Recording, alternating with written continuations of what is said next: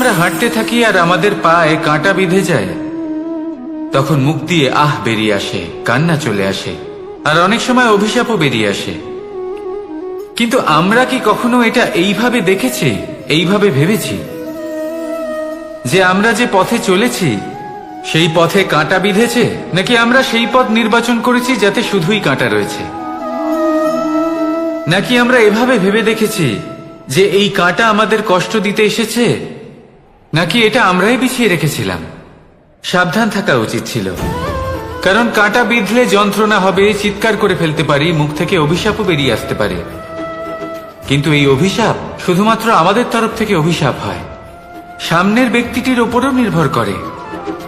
এবার সেই ব্যক্তি যদি এমন হয় যে ফুল আর কাঁটা এই দুই সমানভাবে গ্রহণ করতে পারে, তার কাছে অভিশাপও বরদানে পরিণত হয়। শেষ পর্যন্ত ব্যাপারটা দাঁড়ায় ভাবনা, চিন্তা, দৃষ্টিভঙ্গির ওপর। কারণ আপনার এই ভাবনাই সত্যি হয়ে সামনে আসে। সেই জন্য এই ভাবনা, চিন্তা, মানসিকতাকে গুরুত্ব সহকারে দেখবেন। এই বিবেচনা নিয়ে বিবেচনা করতে শিখুন।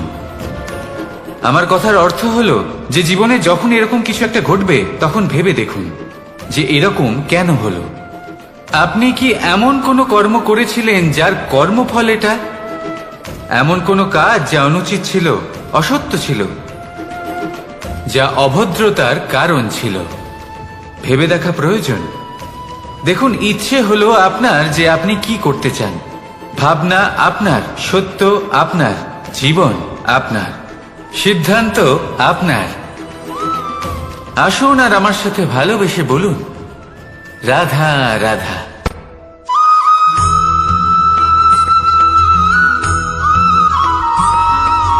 ভগবান। প্রত্যেক কঠিন পরিস্থিতিতে এই নামই আছে যা আমাদের উপায় দিয়ে থাকে। ব্যক্তি যান, ভগবানের পুজো করেন, আরাধনা করেন, ব্রত পালন করেন, মন্দিরে যান, পুজো পাঠ করেন, ভগবানকে জাগিয়ে তোলেন, আর তারপর শুরু হয় সমস্ত প্রশ্ন। হে ভগবান, আমার সাথে এরকম কেন হচ্ছে? কেন আমারই জীবনে এত দুঃখ আছে? আমি কিভাবে এর সম্মুখীন হব? আমাকে কেন এত কষ্ট ভোগ করতে হচ্ছে? হে ভগবান, আমি কি করব? আমাকে সাহায্য করুন, কোনো রাস্তা দেখান।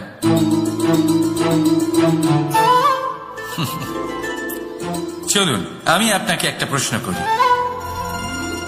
মন্দিরে যাওয়ার চেষ্টা করার আগে আপনি কি জীবনে ততটা চেষ্টা করেছেন যতটা সেই সমস্যাকে দূর করার জন্য দরকার ছিল? দ্বিতীয় প্রশ্ন, ভগবানকে জাগানোর পূর্বে আপনি কি নিজেকে জাগিয়ে তুলেছেন? আপনি কি আলস্য ত্যাগ করেছেন? তৃতীয় প্রশ্ন, ভগবানকে জিজ্ঞাসা করার আগে আপনি কি নিজেকে জিজ্ঞাসা করেছেন যে আমি কেন এত অসফল হচ্ছি? যদি না করে থাকেন তাহলে সবার আগে এটা করুন। আপনি সমস্ত প্রশ্নের উত্তর পাবেন, সমস্ত বিপদের পরিত্রাণ পাবেন। অন্য কোথাও নয়, নিজের ভেতরে তাকিয়ে দেখুন। চেষ্টা করুন নিজেকে জাগিয়ে তোলার। আপনি সফল অবশ্যই হবেন, কারণ এই পরমাত্মা, ওই পরমেশ্বর, ওই পরব্রহ্ম আপনার মধ্যেই তো আছে। রাধা রাধা।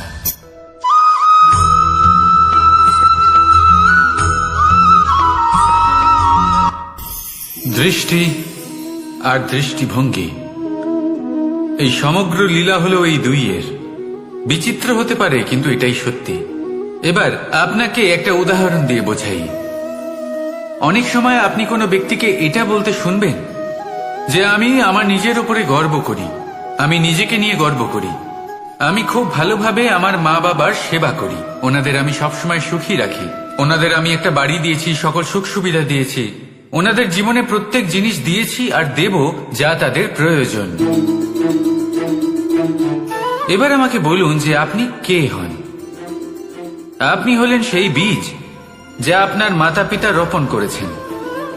আপনার মা বাবাই আপনাকে এই সংসারে জন্ম দিয়েছেন। এবার এইসব কথার কি তাৎপর্য? এই হলো সেই ব্যক্তির দৃষ্টিভঙ্গি। এবার দেখা যাক এই প্রকৃতি আমাদের কি শেখায়। কখনো কোনো গাছকে দেখবেন, যখন সেই গাছে ফল আসে, সে মালিকে এটা বলে না যে দেখো আমি তোমাকে ফল খেতে দিচ্ছি।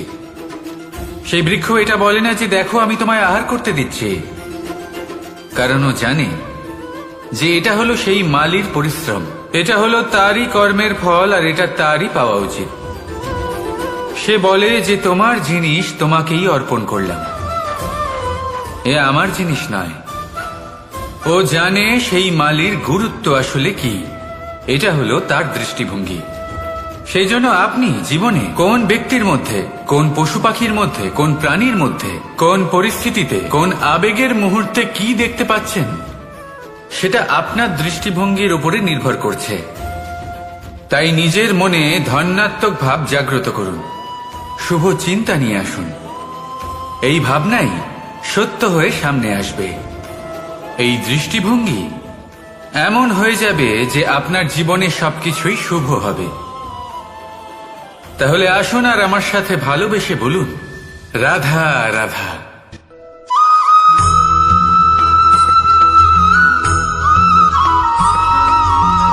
নাম। জন্মগ্রহণের পর মানুষের জন্য এই নাম অত্যন্ত গুরুত্বপূর্ণ হয়। মাতা, পিতা, পুরোহিত সকলেই সেই অক্ষর খুঁজতে শুরু করেন যা দিয়ে আপনার নাম শুরু হবে।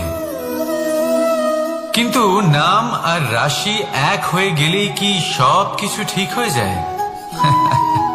কখনোই নয়, কারণ আপনার কর্মই হলো সব থেকে গুরুত্বপূর্ণ, আর কিছুই নয়। দেখুন, এই নিয়তিও আপনার কর্ম অনুযায়ী আপনার ভবিষ্যৎ সুনিশ্চিত করে। যদি আপনাকে উদাহরণ দিই, তাহলে ভাবুন, একদিকে ছিলেন রাম আর অন্যদিকে রাবণ। দুজনেরই নাম শুরু হয় র দিয়ে, কিন্তু একজন পেলেন এক ভয়ানক পরিণতি, আর অন্যজন সমগ্র সংসারের মনে চিরস্মরণীয় হলেন। তাহলে মনে রাখবেন, নাম নয়, কর্মই হলো শ্রেষ্ঠ। আর যদি তা শ্রেষ্ঠ হয়, তাহলে আপনার নাম এমন স্থানে পৌঁছবে যা সংসারের কেউ মুছে ফেলতে পারবে না। তাহলে আসুন আমার সাথে ভালোবেসে বলুন, রাধা রাধা।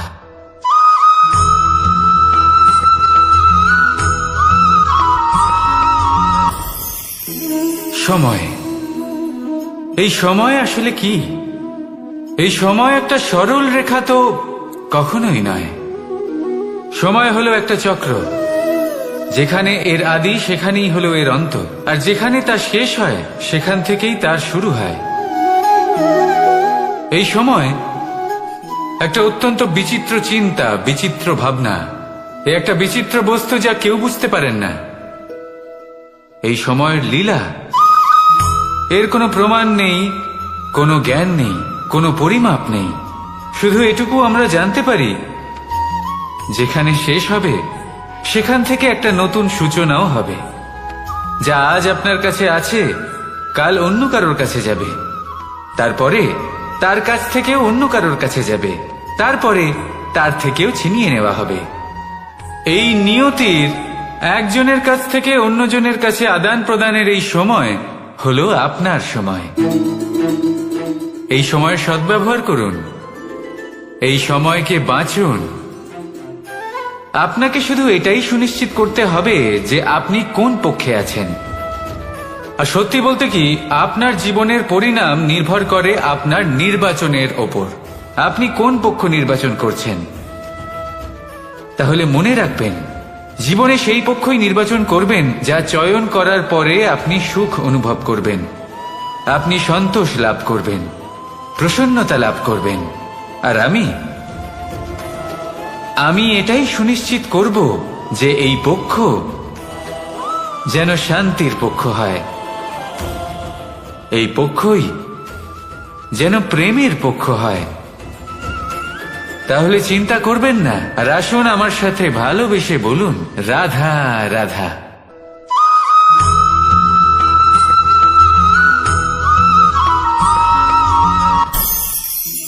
অনেক সময় যখন আমরা কর্ম করি, সাফল্য লাভ করি, কঠিন পরীক্ষায় উত্তীর্ণ হই, বড় কাজ করি, আমাদের মনে হয় এই সংসার আমাদের একটু প্রশংসা করুক, ভালো লাগে।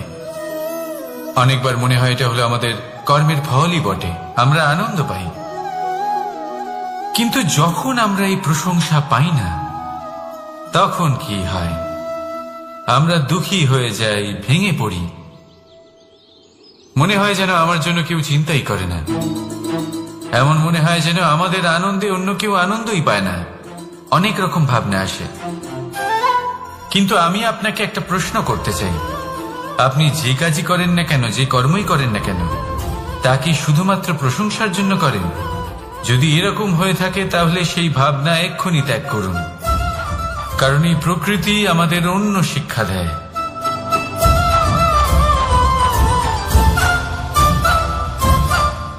এই ফুলকে দেখুন, এই যে ফুলের সুবাস, যা আমার মনকে উচ্ছ্বসিত করে তোলে, মনে শক্তির সঞ্চার করে, এই সুগন্ধ। কিন্তু ভেবে দেখুন, ফুলের কিন্তু এই কাজ করার জন্য কোনো প্রশংসারই প্রয়োজন হয় না। এটাই হলো প্রকৃতির শিক্ষা। যিনি সৎ হন, সৎকর্ম করেন, তার কোনো প্রশংসার প্রয়োজন হয় না, কারণ ওনার কর্মই হলো ওনার সুবাস। মনে রাখবেন, আতর নকল ফুলে দেওয়া হয়, প্রকৃত ফুলের তার কোনো প্রয়োজন হয় না। সেইভাবেই আপনিও কর্ম করতে থাকুন শুভ চিন্তা নিয়ে। এই মনকে সব সময় শান্ত রাখুন, স্বচ্ছ রাখুন। যদি এরকম করেন তাহলে আপনার কর্ম এমন সুবাস ছড়াবে যে আপনার জীবনে শুধু এবং শুধুমাত্র আনন্দই থাকবে। তাহলে এই আনন্দ সহকারে বলুন, রাধা রাধা।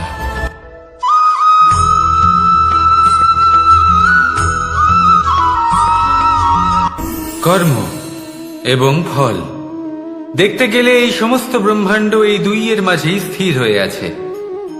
মানুষজন কর্ম করেন ভালো ফল লাভের আশায়, আর ভালো ফল লাভের আশায় উনি এটাই ভুলে যান যে উনি যে কর্ম করছেন তা কি করছেন।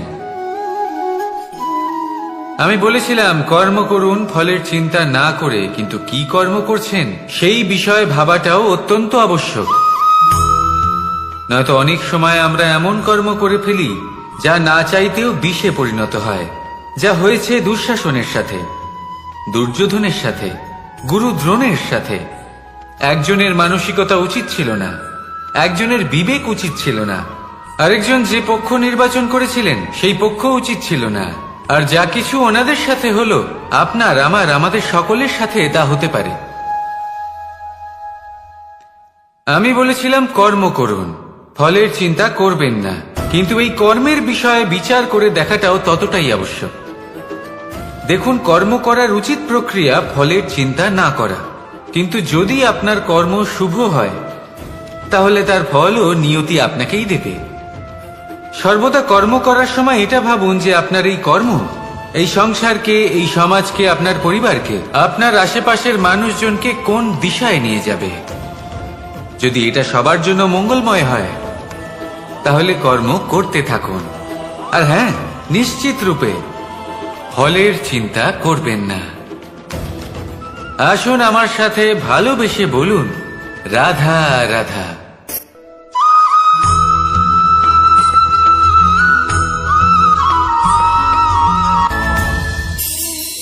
এই সংসারে এমন কোনো পর্বত নেই যা এতটাই উঁচু যে মানুষ তার শিখরে পৌঁছতে পারবে না, তাকে অতিক্রম করতে পারবে না। এই সংসারে এমন কোনো সাগর নেই যা কিনা এতটাই গভীর যেখানে মানুষ তার তলদেশে পৌঁছে ফিরে আসতে পারবে না। একটা ছোট্ট বরফের টুকরো পর্বতের শিখরে গলে গিয়ে বইতে থাকে, আর দেখতে দেখতেই তা মহানদী গঙ্গায় পরিবর্তিত হয়। এর কারণ কি? এর কারণ হলো প্রচেষ্টা, প্রারব্ধ নয়। এই প্রচেষ্টাই সুনিশ্চিত করে যে আপনার প্রারব্ধ কি হবে। এই সমস্ত কিছু হলো প্রচেষ্টা আর প্রারব্ধের খেলা। আপনার প্রচেষ্টা যেরকম হবে আপনার প্রারব্ধ সেরকমই হবে। আর আপনার প্রচেষ্টা যদি উচ্চ মানের হয় তাহলে প্রারব্ধকে আপনার সামনে নত হতেই হবে। কি বলেন? তাহলে আসুন আমার সাথে ভালোবেসে বলুন, রাধা রাধা। অনেক সময় মানুষ অতীতকে দেখেন আর তখন অহংবোধে পরিপূর্ণ হয়ে ওঠেন। কখনো বর্তমানের দিকে তাকান ভবিষ্যতের দিকে তাকান আর পরিতৃপ্তিতে ভরে ওঠেন। কেন বুঝতে পারেন না একটা সহজ কথা? এই যে সৃষ্টি, এই সৃষ্টি হলো একটা বড় চক্র যা বারংবার আপনার কাছে ফিরে আসবেই। কঠিন থেকে কঠিনতর পরীক্ষায় আপনাকে নিযুক্ত করবে, যাতে আপনাকে উত্তীর্ণ হতেই হবে। যা কাল ছিল তা আজ নেই, এটা সবাই জানেন। যা আজ আছে তা হয়তো কাল থাকবে না, এটাও আপনাকে মেনে নিতে হবে, তাও আবার হাসি মুখে। শান্ত থাকতে শিখুন আর কখনো এই মনের মধ্যে অহংকার উৎপন্ন হতে দেবেন না। হতে শিখুন সেই হিমবাহের মতো। হয়তো এই জন্যই এত শীতল থাকে, কারণ ও জানে গতকালও জল রূপে ছিল, আজ বরফ রূপে হয়তো আছে, কিন্তু কাল পুনরায় সে জলেই পরিণত হবে। নিজেকে শান্ত রাখুন। হয়তো আজ আপনি সাফল্যের শিখরে আছেন, হয়তো বা নেই। আপনাকে প্রত্যেক দিন অবশ্যই দেখতে হবে। শুধু নিরন্তর প্রচেষ্টা করতে থাকুন, প্রত্যেক পরিস্থিতির জন্য তৈরি থাকুন, আর একে ভারসাম্যে রাখতে শিখুন। আপনার কাল হোক, আজ হোক বা আগামীকাল, আপনার ভালো দিন হোক বা খারাপ দিন, সব পবিত্র হয়ে যাবে। তাহলে আসুন আর আমার সাথে ভালোবেসে বলুন, রাধা রাধা।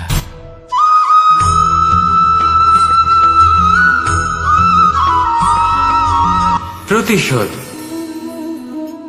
অথবা কাউকে দুঃখ দেওয়ার ভাবনা, যদি এটা আপনার মনে থাকে, তাহলে আপনি নিজের মনেই যন্ত্রণার একটা বিশাল বৃক্ষ রোপণ করছেন, এটা মনে রাখবেন।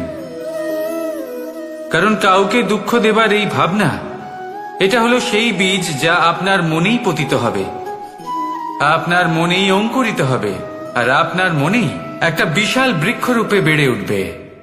জীবন আপনার, কর্ম আপনার, কাউকে দুঃখ দেবার ভাবনা আপনার ছিল, এই বৃক্ষ হলো আপনার, তাই এর ফলও আপনিই পাবেন, যা গ্রহণও আপনাকেই করতে হবে।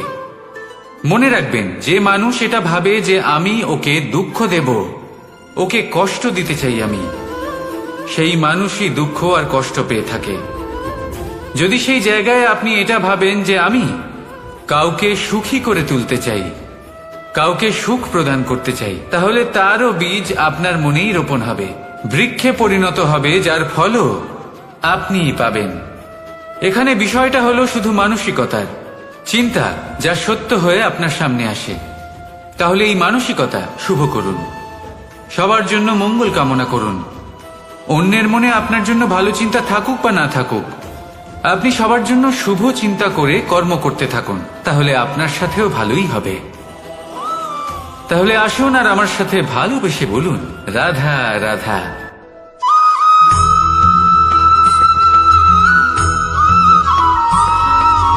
দোল উৎসবে এই সমগ্র সংসার রং নিয়ে খেলা করে, কিন্তু এই রঙের সারমর্ম এই সংসার কি জানে? কখনো দেখেছেন একটা চিন্তিত মুখ শুধুমাত্র রঙের স্পর্শ পেয়ে আনন্দিত হয়ে ওঠে? দোলে আমরা কি করি? পুরাতনকে ত্যাগ করি আর নতুনকে স্বাগত জানাই। শিশিরকে বিদায় জানিয়ে এক নতুন ঋতুকে আগমন জানাই। দুশ্চিন্তা দূর করে আসার নতুন রঙে রঙিন হয়ে ওঠা, নিজেকে আনন্দিত করা, এটাই তো হলো দোল। এবার দোলের একটা ব্যাপার আছে, দুটো রঙে একসাথে রঙিন হওয়া যায় না। একটা রং উঠলে তবেই আরেকটা রং লাগা সম্ভব। আরো একটা প্রশ্নও রয়েছে, কোন রংকে তুলে দিয়ে কোন রং মাখানো যেতে পারে?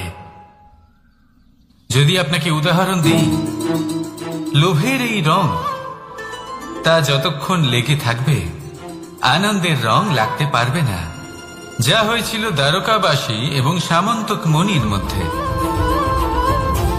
ভ্রান্তির রং যতক্ষণ লেগে থাকবে সত্যের রং লাগতে পারবে না, যা হয়েছে রুক্মিণীর সাথে।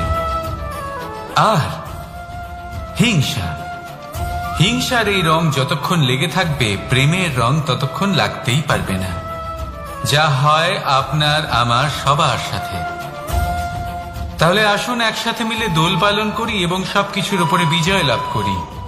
অন্ধকারের স্থানে আলো, ভ্রান্তির স্থানে সত্যের, হিংসার স্থানে প্রেমের, আর লোভের স্থানে আনন্দের এই সুন্দর রং মাখাই। শত্রুতা, ঘৃণা, হিংসা এই সব কিছু ত্যাগ করি আর সকলের সখা হয়ে উঠি। আর ভালোবেসে বলি শুভ দোল। হ্যাঁ, ওটা তো আমরা অবশ্যই বলবো, রাধা রাধা।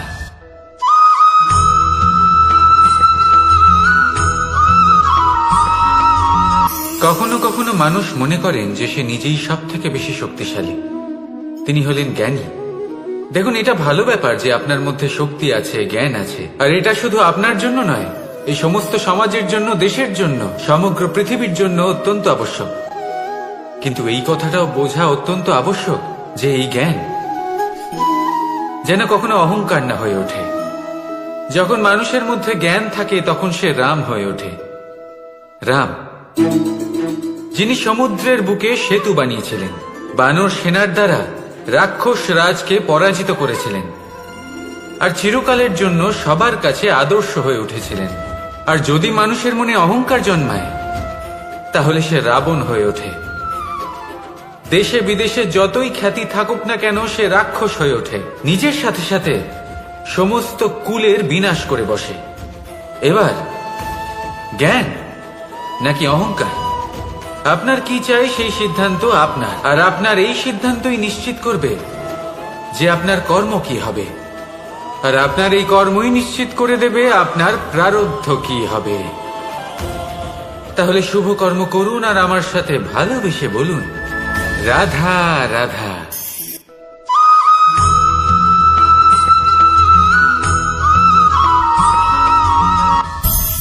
সংসারে অনেক সময় এরকম হয় যে আমরা খুব সমস্যায় থাকি, খুব বিপদের মধ্যে থাকি, আর সেই সমস্ত মানুষ যারা আমাদের কাছের মানুষ, আমাদের আপনজন, তারা আমাদের ত্যাগ করে চলে যান।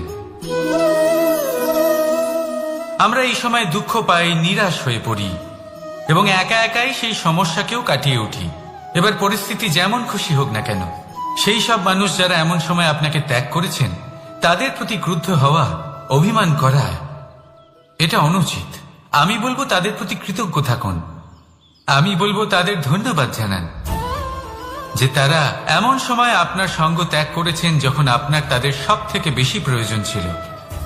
কারণ দেখুন, হয় তাদের বিশ্বাস ছিল যে আপনি নিজেই এই বিপদ থেকে বেরিয়ে আসতে পারবেন, বা তাদের ত্যাগ করার জন্য আপনি নিজের উৎসাহ বাড়িয়ে তুললেন, আপনি নিজের শক্তি বাড়ালেন এবং নিজে সেই সমস্যা থেকে বেরিয়ে আসলেন। নিজের খারাপ সময়কে আপনি নিজেই ভালো সময় করে তুললেন। শেষ পর্যন্ত আপনি আরো শক্তিশালী হয়ে উঠলেন, আরো শ্রেষ্ঠ হয়ে উঠলেন। আর এটাই তো আপনার বিজয়, যার কারণ হলো তাদের আপনাকে ত্যাগ করা। তাহলে তাদের ধন্যবাদ জানান আর আমার সাথে ভালোবেসে বলুন, রাধা রাধা।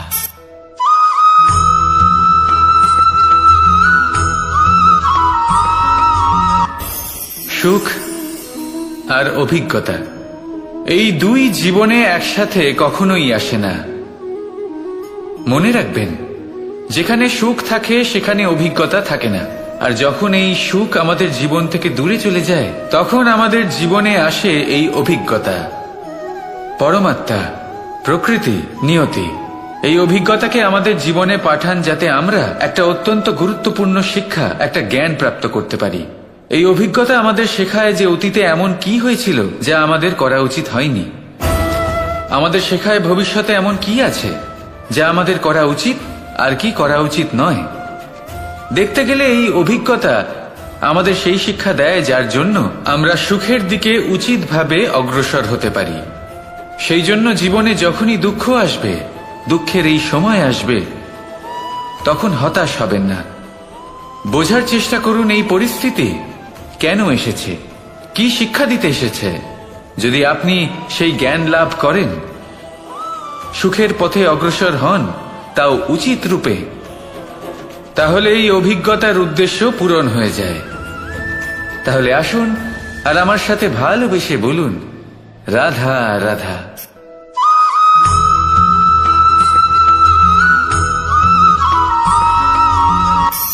ধন, ধন হলো কারোর জন্য মোহ, আবার কারোর জন্য মায়া, কারোর জন্য হয়তো ভাগ্য, আবার কারোর জন্য কর্মের পারিশ্রমিক। দেখতে গেলে এই ধন হয়তো সবার জন্যই অত্যন্ত প্রয়োজনীয় হয়ে থাকে। সেই জন্যই তো মানুষ নিজের সমস্ত জীবন অতিবাহিত করেন এই ধন অর্জন করার জন্য। অনেক মানুষ এমনও হয় যাদের সমস্ত জীবন এই ধন অর্জন করতেই কেটে যায়। প্রত্যেক মানুষই চেষ্টা করেন যেন তিনি ধনী হন, যত সম্ভব বেশি ধন অর্জন করতে পারেন, সম্পন্ন থাকতে পারেন। আর তা হবে নাই বা কেন? কারণ এটাই হলো এমন এক বস্তু যা আদান প্রদান এমন নানান কাজে আসে। চেষ্টা তো সব মানুষই করেন, ধন অর্জন সব মানুষ করতে পারেন না। কারণ হলো এটাই যে মানুষ ভাবেন যে তার কাছে কিছু ধন এলে তারপর তিনি কিছু করে দেখাবেন, আর ধন ভাবে যদি এই মানুষ কিছু করে দেখান তাহলে আমি তার কাছে আসব। সেই জন্য কিছু করে দেখান, এমন শ্রেষ্ঠ কাজ করে দেখান যাতে ধন নিজেই আপনার কাছে ছুটে আসে। যদি আপনি ধন লাভের আশায় ছোটেন তাহলে আপনি নিজের সন্তোষ ভাব হারিয়ে ফেলবেন, কিন্তু এই সম্পত্তি যদি আপনার কাছে ছুটে আসে তাহলে আপনাকে মহান বলা হবে। সেই জন্য কাজ করুন, শ্রেষ্ঠ কাজ করে দেখান, দেখবেন এই ধন ফলস্বরূপ আপনার কাছে আসবেই আসবে। তাহলে আসুন আমার সাথে ভালোবেসে বলুন, রাধা রাধা।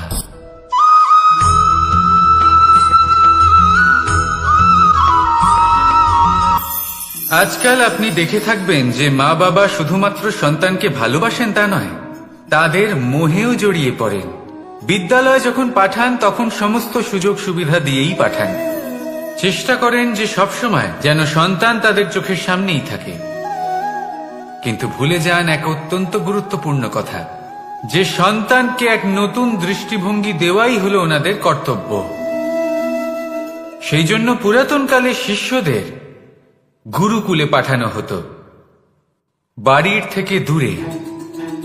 কারণ বাড়ি ছেড়ে যাওয়া এক সন্তানের জন্য, এক শিষ্যের জন্য অত্যন্ত শুভ লক্ষণ হয়।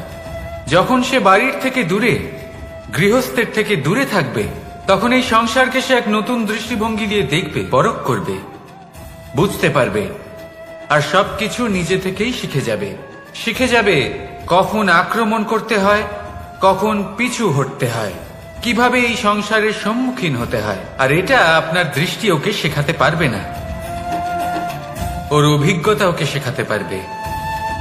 তাই মনে রাখবেন, যদি আপনি চান যে আপনার সন্তানের বিকাশ হোক, তাহলে অনেক সময় ওকে নিজের থেকে দূরে নিয়ে যেতে হয়। যদি মোহে আবদ্ধ থাকেন তাহলে ওর বিকাশ কখনোই হবে না। তাহলে আসুন আমার সাথে ভালোবেসে বলুন, রাধা রাধা।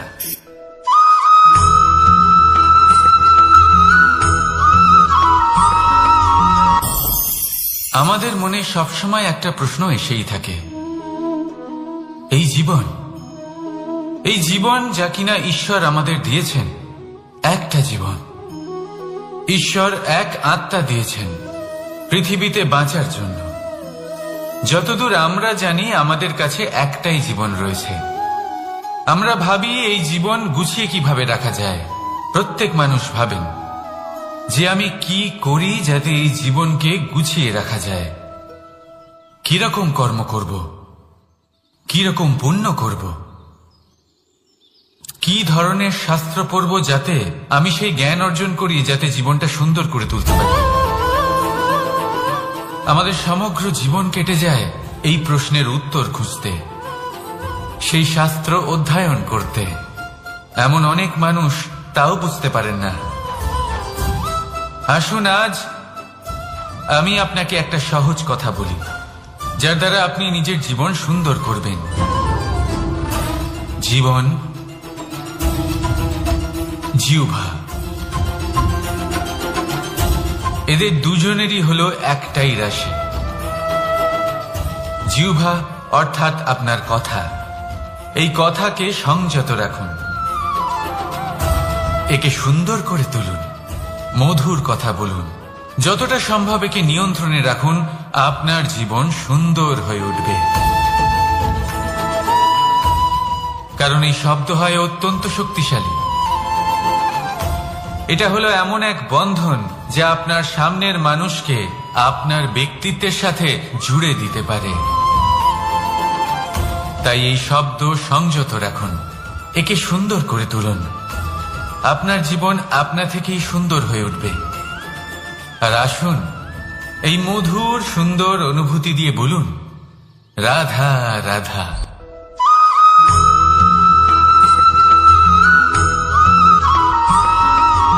সমস্যা, কঠিন সময়, সংকট, বিপদ কার জীবনে নেই? প্রত্যেকের জীবনে আছে। কিন্তু আমাকে একটা কথা বলুন, যদি নৌকায় ঢেউকে ভয় পেতে শুরু করে, তাহলে সাগর পার করবে কে? কখনো কোনো ছোট্ট পিঁপড়েকে দেখেছেন, যে আকারে হয়তো ছোট হতে পারে কিন্তু বড় শিক্ষা দিয়ে যায়? কিন্তু আমরা শিখি না। এবার দেখুন একটা পিঁপড়েকে, যে ভোজনের খোঁজে বাইরে বের হয়, একটা ছোট্ট দানা তুলে নেয়। ছোট দানা তোলে কারণ তার থেকে বেশি সে তুলতেই পারবে না। সে দানা নিয়ে চলতে শুরু করে, কোনো দেওয়ালে উঠে পড়ে, আবার পড়েও যায়। সেই দানা দূরে কোথাও একটা পড়ে যায়, তা আবার খোঁজে, তুলে নেয়, আবার চলতে থাকে। পড়ে যায়, আবার ওঠে, পড়ে যায়, আবার ওঠে। সেই দানাটা রেখে দেয়, আবার বেরিয়ে পড়ে ভোজনের খোঁজে। পরিশ্রম করতে থাকে কিন্তু হার মানে না। এই শিক্ষাই তো আমাদের প্রাপ্ত করতে হবে। নিরন্তর পরিশ্রম আর নির্ভীক হয়ে কর্ম করে যেতে হবে। এটাই হলো সাফল্যের মাধ্যম, এটাই হলো জয়ের মন্ত্র, অচ্যুত অজয় অস্ত্র। তাহলে আসুন আর আমার সাথে ভালোবেসে বলুন, রাধা রাধা।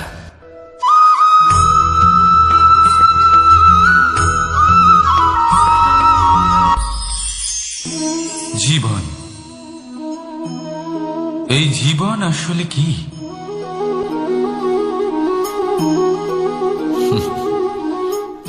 এই প্রশ্ন সবার মনেই এসে থাকে। সবার মন এই প্রশ্নের জন্যই চিন্তিত থাকে। এই জীবন আসলে কি? এর উদ্দেশ্য আসলে কি? কি করা যেতে পারে এই জীবনে? এই জীবন কি কিছু পাওয়ার, নাকি এই জীবন কিছু হারাবার? এই জীবন কি আসলে সেটাই যেখানে আমাদের পরমাত্মার খোঁজ করা উচিত, নাকি আমাদের ধাবিত করা উচিত নিজেদের স্বপ্নের লক্ষ্যে? এই জীবন আসলে কি? এই জীবন আসলে অত্যন্ত সরল। এ হলো শান্ত জলের মতো, একটা আয়নার মতো এই জীবন। এই জীবন আসলে ঠিক যেন এক আয়নার মতো। আয়না কি করে? আপনাকে সেটাই দেখায় যা আপনি করে থাকেন। আপনি হাসি মুখে আয়নার দিকে তাকান, আয়না আপনাকে আপনারই মুখ দেখাবে সেই হাসি সমেত। আপনি রেগে গিয়ে আয়নার দিকে তাকান, আয়না আপনাকে সেটাই দেখাবে। আপনি প্রসন্নভাবে হেসে আয়নার দিকে তাকালে আয়না আপনাকে সেটাই দেখাবে। এটাই হলো জীবন, একটা আয়নার মতো। আপনি এটা ভাববেন না যে এই জীবন আপনাকে কি দিয়েছে, বরং এটা ভেবে দেখুন যে আপনি এই জীবনকে কি প্রদান করেছেন। যদি আপনি এই জীবনকে সুখ প্রদান করেন, আনন্দ দিতে পারেন, ভালোবাসা দিতে পারেন, তাহলে এই জীবনও আপনাকে সুখ, আনন্দ আর ভালোবাসাই দেবে। তাহলে আসুন এই সুখ, আনন্দ আর ভালোবাসা দিয়ে বলুন, রাধা রাধা।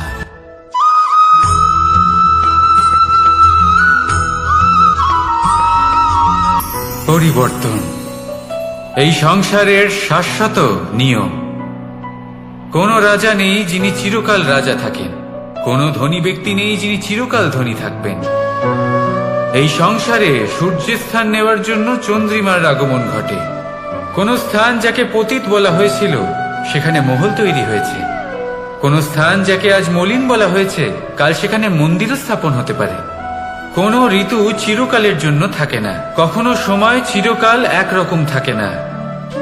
আজ যে আপনার কাছে রয়েছে কাল অন্য কারোর ছিল, আজ যে আপনার কাছে রয়েছে কাল তা অন্য কারোর কাছে চলে যাবে। আপনার সাথে কিছু থাকলে তা হলো আপনার কর্ম, কিন্তু সেই কর্মের পরিণামও আপনার নয়। আপনি শুধু কর্ম করুন, বাকি সবকিছুই পরিবর্তনশীল। কিন্তু সেই পরিবর্তনকে দেখে ভয় পাওয়ার প্রয়োজন নেই, তাকে স্বাগত জানান। যদি আপনি হাসি মুখে সেই পরিবর্তনকে স্বাগত জানান, তাহলে এই পরিবর্তনও হাসি মুখে আপনার সাথে থাকবে। আসুন আমার সাথে ভালোবেসে বলুন, রাধা রাধা।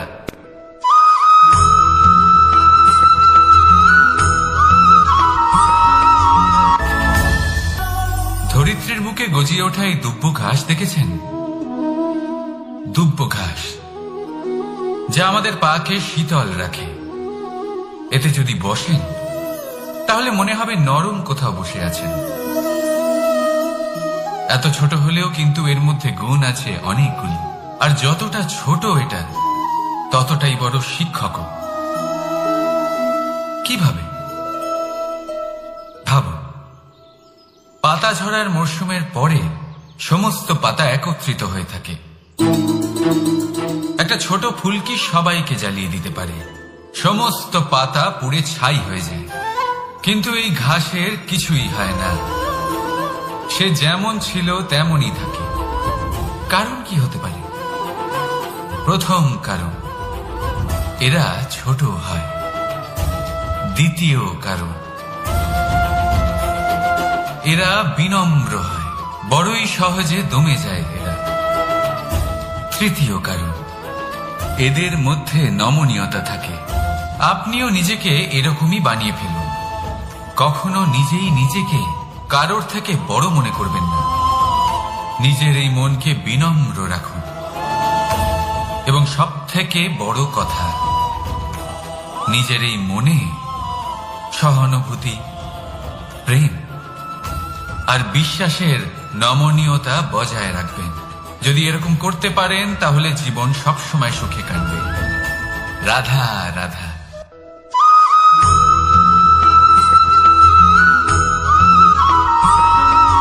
সদিচ্ছা, দেখতে গেলে 3 অক্ষরে তৈরি এই শব্দ, কিন্তু সমস্ত ত্রিলোক তার উপরেই আধারিত।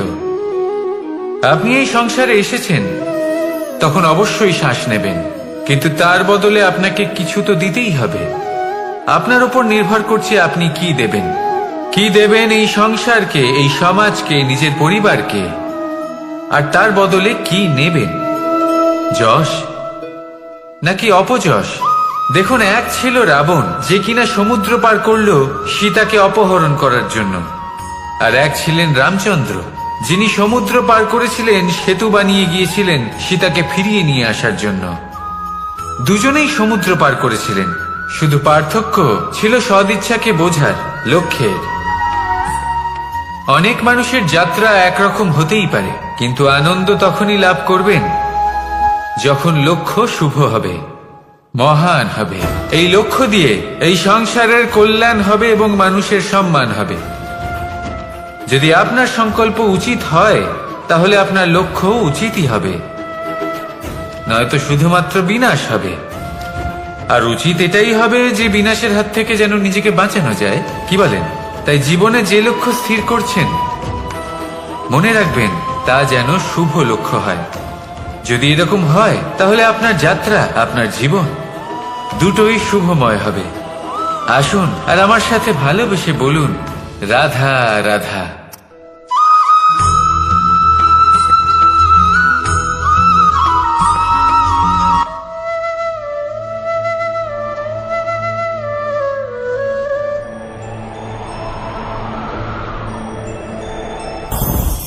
লোভ আপনার অন্তরের আরো একটা শত্রু।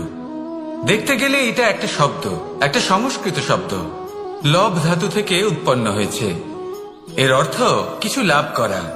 কিছু লাভ করা অনুচিত নয়, আরো কিছু লাভ করাও অনুচিত নয়, কিন্তু সব থেকে বেশি আমি লাভ করব, আমি আরো চাই, আরো বেশি চাই, আরো বেশি পেতে চাই, এটাই হলো লোভ। আর এই লোভ যখন গ্রাস করে তখন আপনি যা পেতে চান, সে ধনই হোক বা মানই হোক, তা অর্জন করার জন্য মানুষ যে কোনো স্তরে পৌঁছে যেতে পারে। যদি মানুষ ধন অর্জন করতে চান তাহলে তার জন্য তারা অধর্মের পথেও চলতে পারেন। যদি সম্মান অর্জন করতে চান তাহলে অন্য মানুষকে ছোটও করতে পারেন। শেষ পর্যন্ত আপনার এটা মনে হতে পারে যে যদি একটু অল্পই প্রাপ্ত করতাম কিন্তু ভালোবেসে প্রাপ্ত করতাম, এই জীবন আরো অনেক বেশি সুখী হতো। লোভ আপনার জীবনে, আপনার মনে কখন যে প্রবেশ করবে সেটা আপনি জানতেও পারবেন না। তাই এটা চিনতে শিখুন আর তৎক্ষণাৎ জীবন থেকে বাইরে ফেলে দিন। যা কিছু লাভ করতে চান তা ভালোবেসে লাভ করুন, আর সেই ভালোবাসার সাথেই বলুন রাধা রাধা।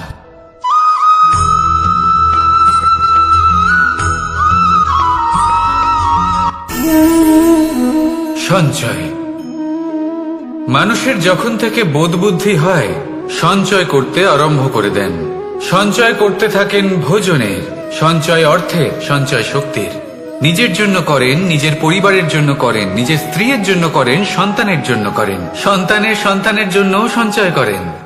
সঞ্চয় করার জন্য ওনার কাছে অনেক কারণ রয়েছে, কারণ উনি এটা ভাবেন যে এই সঞ্চিত শক্তির জন্য কেউ ওনার কোনো ক্ষতি করতে পারবে না। মানুষ ভুলে যান একটা গুরুত্বপূর্ণ কথা, এই সত্য, উনি এই সংসারে খালি হাতেই এসেছিলেন আর এখান থেকে ওনাকে খালি হাতেই যেতে হবে।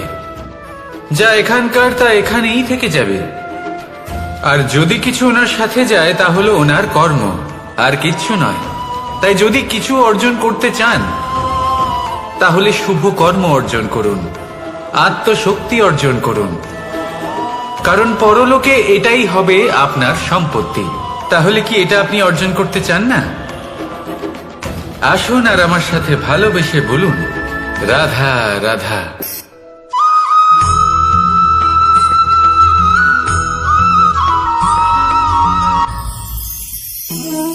জীবনে ক্ষমা চাওয়া তাও কিছুটা সহজ, ক্ষমা করতে পারা অত্যন্ত কঠিন। ক্ষমা দুই অক্ষরের এই শব্দ হতে পারে, কিন্তু অত্যন্ত বড় এই শব্দ, অত্যন্ত গুরুত্বপূর্ণ এই শব্দ।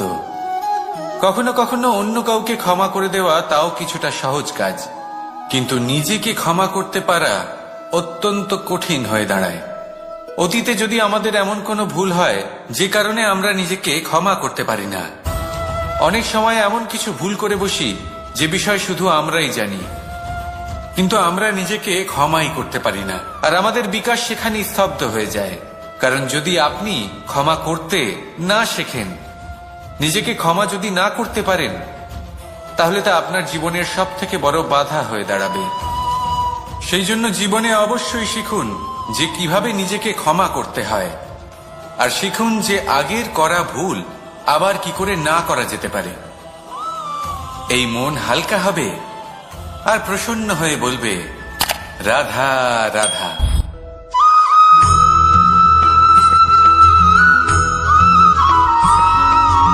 বটবৃক্ষের বীজ সর্ষের দানার থেকেও ছোট হয়, কিন্তু যখন তা নিজের রূপ ধারণ করে তখন তা বিশাল বৃক্ষের আকার ধারণ করে, যা সহস্র বছর ধরে বেঁচে থাকে, ছায়া প্রদান করে, পাখিদের আশ্রয় প্রদান করে, আর দেয় পথচারীদের বিশ্রাম করার স্থান।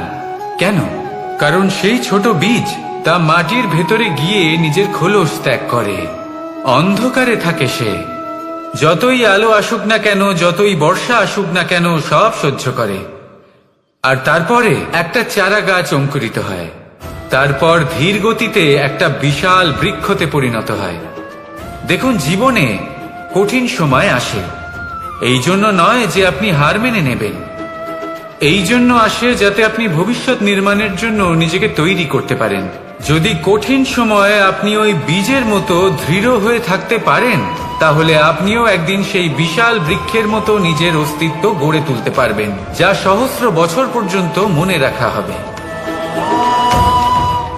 আসুন আমার সাথে ভালোবেসে বলুন রাধা রাধা।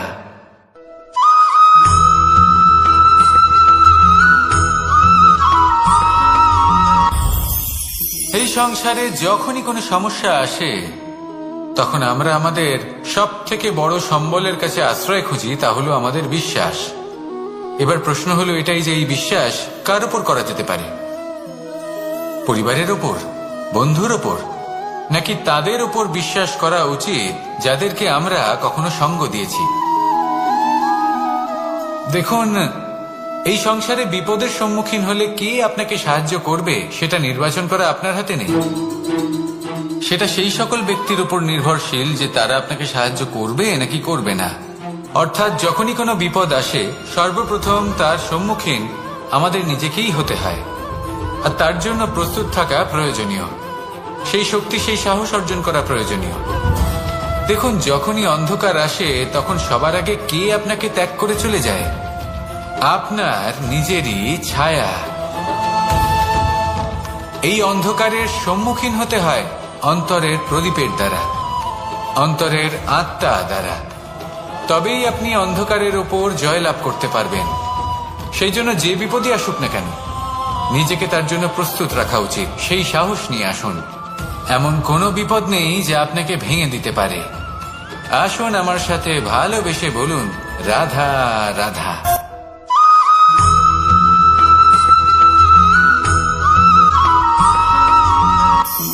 আপনি কখনো জীবনে সূর্যোদয় দেখেছেন? কত প্রশান্তিদায়ক, কত শক্তিদায়ক হয়। মনের মধ্যে যেন একটা নতুন প্রেরণা দান করে, একটা নতুন উৎসাহ।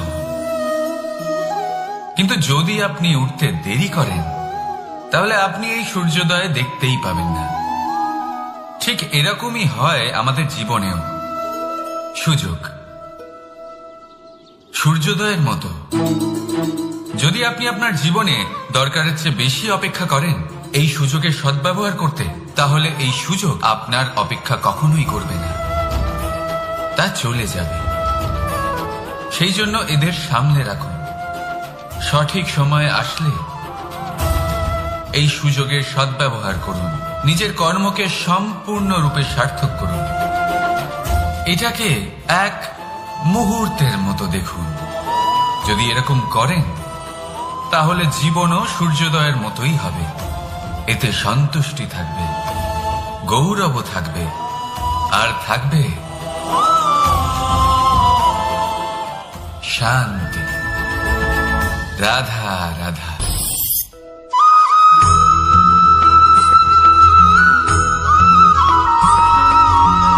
মানুষ সবসময় চায় যে তার জীবনে যেন কখনো কোনো সমস্যাই না আসে।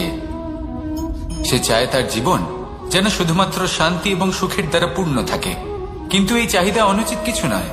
আমরা সবাই এটাই চাই যে জীবনে সুখ থাক, শান্তি থাক। কিন্তু এই কথা সবসময় মনে রাখবেন, যে সূর্য উদিত হন সংসারকে প্রকাশমান করেন, দুপুরবেলায় সংসারকে রৌদ্র প্রদান করেন, সন্ধেবেলায় তাকেও অস্ত যেতে হয়। এবার আমাদের জীবন চক্র কিছুটা এরকমই। কোনো কিছুই চিরকাল একরকম থাকে না। কখনো এই নদীকে দেখুন যা বয়ে চলেছে। এই নদী যা বয়ে চলেছে তার পথেও অনেক বিপদ আসে। বড় বড় পাথরের সম্মুখীন হয়ে তাকেও সামনে এগিয়ে যেতে হয়। একটি পুকুর যা চারদিক থেকে ঘেরা, তার জীবনে কিন্তু কোনো সমস্যা নেই। কিন্তু এই সংসারে পুকুরের পুজো করা হয় না, পুজো করা হয় নদীকে। মনে রাখবেন, সমস্যার ঊর্ধ্বে তিনি উঠতে পারেন যিনি সমাধি লাভ করেছেন, যিনি এই সংসারেই নেই। যিনি এই সংসারে আছেন এবং জীবিত আছেন, তার জীবনের সমস্যা হলো শ্বাসবায়ুর মতোই গুরুত্বপূর্ণ। আসুন আমার সাথে ভালোবেসে বলুন, রাধা রাধা।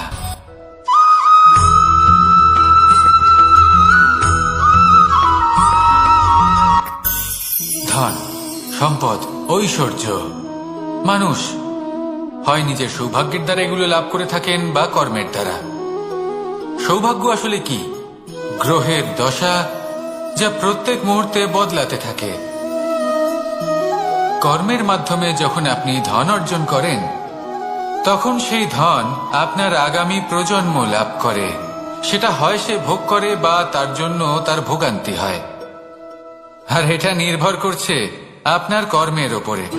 কি কর্ম করেছেন আপনি সেই ধনকে লাভ করার জন্য। যদি আপনি সৎ পথে চলেন নিষ্ঠা ভরে আপনি কর্ম করে থাকেন এবং তার ফলে আপনি ধন অর্জন করে থাকেন, তাহলে আপনার আগামী প্রজন্ম সেটা ভোগ করবে, সেটা প্রয়োগ করবে নিজের বিকাশের জন্য।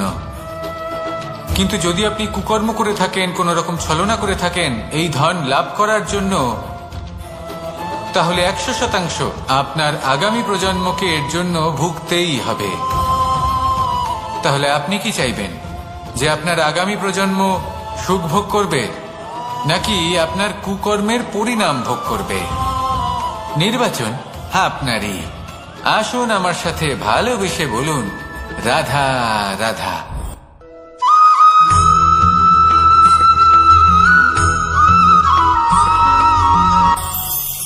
আজ আমি আপনাকে একটা ছোট্ট কাহিনী শোনাবো। একবার আমি, রাধা আর দাদা আমরা তিনজনে মিলে লুকিয়ে একটা উপবনে গেলাম আম পেড়ে খেতে। অনেক পরিশ্রম করে আমরা ওখানে পৌঁছলাম আর আমরা আশ্চর্যচকিত হয়ে গেলাম এটা দেখে যে এবার তো আম পাকেইনি। এবার দাদা কি করলেন, একটা আম পাড়লেন আর সেটা চাখলেন, আর উনি নিরাশ হয়ে পড়লেন। উনি বললেন যে এটা তো খুবই টক। তারপর রাধা একটা আম পাড়লো আর সেটা চেখে দেখলো, আর রাধা উৎসাহিত হয়ে পড়ল। আমি রাধাকে জিজ্ঞেস করলাম, কি হয়েছে, তুমি এত উৎসাহিত কেন? তখন রাধা বলল যে এবার এত বেশি টক আম হয়েছে যে এগুলো দিয়ে আমরা আচার বানাবো। তাহলে দাদা ওখান থেকে বেরিয়ে গেলেন নিরাশ হয়ে এবং খালি হাতে।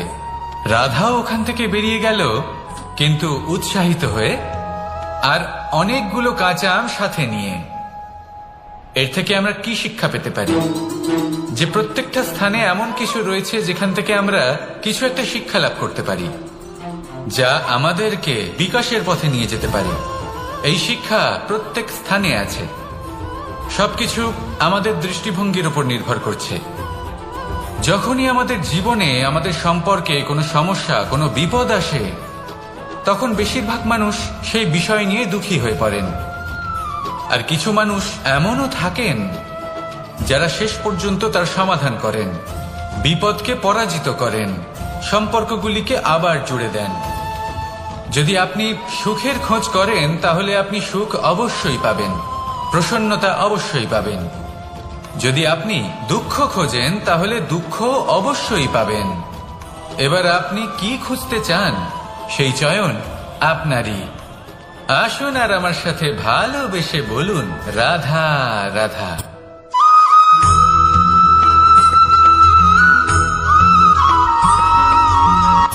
আমার কাছে যশোদা মা যেমন, আমার কাছে দেবকী মা যেমন, আমার কাছে ঠিক তেমনই হলেন গোমাতা। এবার ভেবে দেখার বিষয় হলো এটা, যে এই সংসারে অসংখ্য প্রাণী আছে।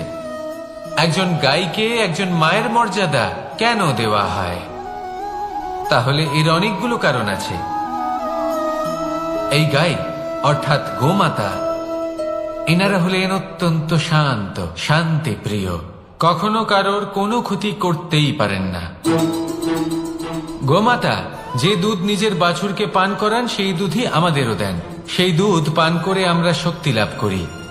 এই দুধ থেকে আমরা মাখন, ঘি, পায়েস, এইসব সুস্বাদু খাবার লাভ করি। গোমাতার গোবর আমাদের জ্বালানি হিসেবে সাহায্য করে, যার ফলে খুব কম সংখ্যক কাঠ ব্যবহার করা যায় এবং বেশিরভাগ জঙ্গল সুরক্ষিত থাকে। গোমাতার গোমূত্র, সেটাও আমাদের কাছে লাভজনক। এর দ্বারা আমরা অনেক রোগ থেকে মুক্তি লাভ করতে পারি। গোমাতা যখন একটি বাছুরকে জন্ম দেন তখন সেই বড় হয়ে আমাদের ক্ষেত কর্ষণ করে। সেই জন্য গাইকেও জীবনে মায়ের মর্যাদা দেবেন। যতটা সম্ভব তাকে সেবা করুন এবং ভালোবেসে তাকে পালন করুন। এই মন নিজে থেকেই প্রসন্ন হয়ে বলবে, রাধা রাধা।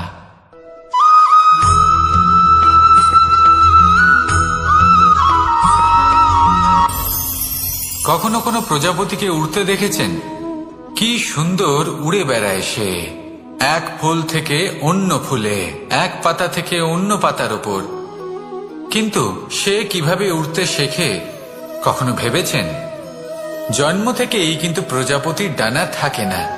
ও কিন্তু ছোট্ট একটা ডিমের আকারে জন্ম লাভ করে।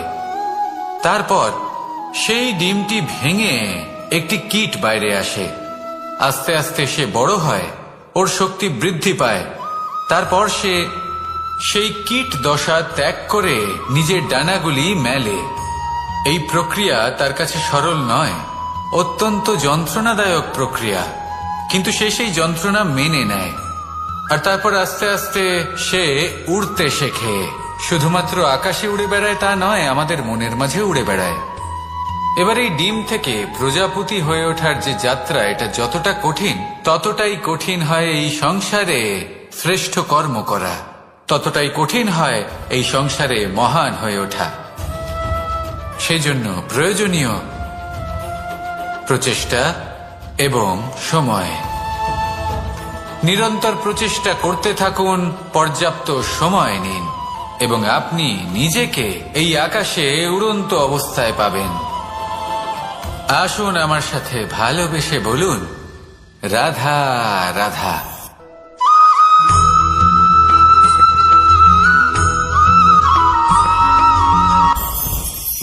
মুঠো হাতের শক্তি বেশি, মুঠো খুললেই তা দুর্বল।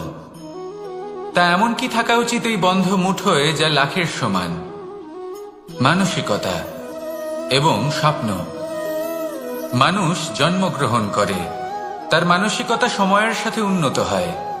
মানসিকতা অনুযায়ী সে স্বপ্ন দেখে, আর সেই স্বপ্ন সার্থক করতে সে পরিশ্রম করতে থাকে। কিন্তু খুব গুরুত্বপূর্ণ একটা কথা আছে যা আপনার মনে রাখা উচিত। আপনার এই মানসিকতা, আপনার এই স্বপ্ন, তা যেন আপনার নিয়ন্ত্রণে থাকে। আপনার বন্ধ মুঠোয় যেন এর লাগাম থাকে, আপনি যেন এর প্রভু হন। যদি তা হয় তবেই আপনি লাভবান হবেন।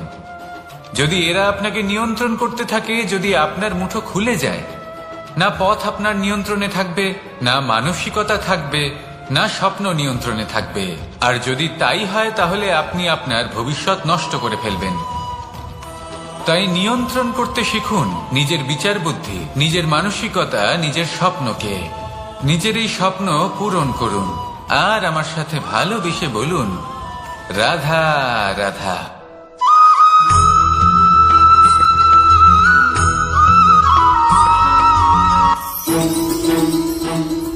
রাধা রাধা। আপনারা হয়তো ভাবছেন কি আশ্চর্য ব্যাপার, প্রত্যেকবার আমি কথা শেষ হওয়ার পরে রাধা রাধা বলি। এইবার আমি আগেই বলে দিলাম। কারণটা কি? কারণ হলো অত্যন্ত বিশেষ। প্রত্যেকবার কথা সমাপ্ত হবার পরে আপনাদের সবার মধ্যে ভালোবাসা বিতরণ করতে চাই, তাই রাধা রাধা বলি। কিন্তু এইবার এই নতুন এবং বিশেষ সূত্রপাতে প্রথমে প্রেম বিতরণ করা অত্যন্ত আবশ্যক।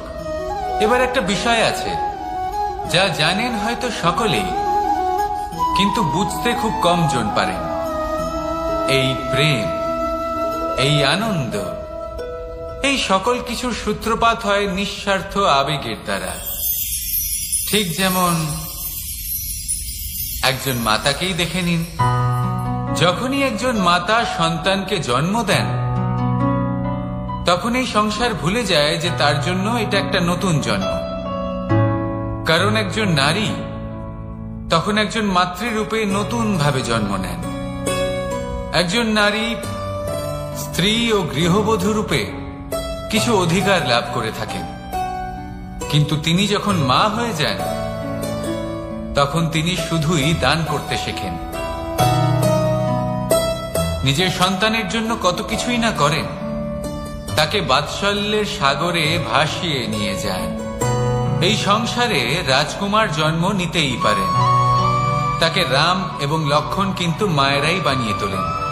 একজন গোয়ালা জন্ম নেয়, তাকে দ্বারকাধীশ একজন মাই বানিয়ে তোলেন। পিতা হলেন সেই পর্বত যার একটা অংশ হলো তার সন্তান, কিন্তু মা হলেন সেই শিল্পী যিনি একটা পাথরকে খোদাই করে এমন এক মূর্তি গড়ে তোলেন যাকে সকলে পূজনীয় মনে করেন। তাহলে স্মরণ করুন সেই সকল মুহূর্ত যেগুলি আপনি নিজের মাতার সাথে অতিবাহিত করেছেন। অনুভব করতে পারবেন যে কিভাবে এক মুহূর্তেই এই মন প্রফুল্ল হয়ে ওঠে। এবার এর কারণ কি? এর কারণ হলো এই জীবনের আসল দ্বারই হলো মমতা।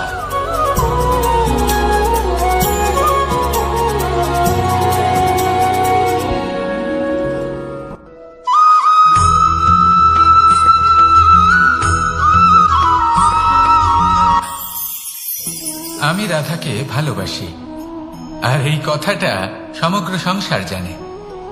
আর সময় অন্তরে লীলার দ্বারা, বিভিন্ন ঘটনা দ্বারা, কর্মের দ্বারা আমি নিজের এই ভালোবাসা রাধার সামনে প্রকাশ করি। এবার আপনি বলবেন, এসবের কি প্রয়োজন? রাধা কি এই কথা জানে না যে কৃষ্ণ তাকে কতটা ভালোবাসে?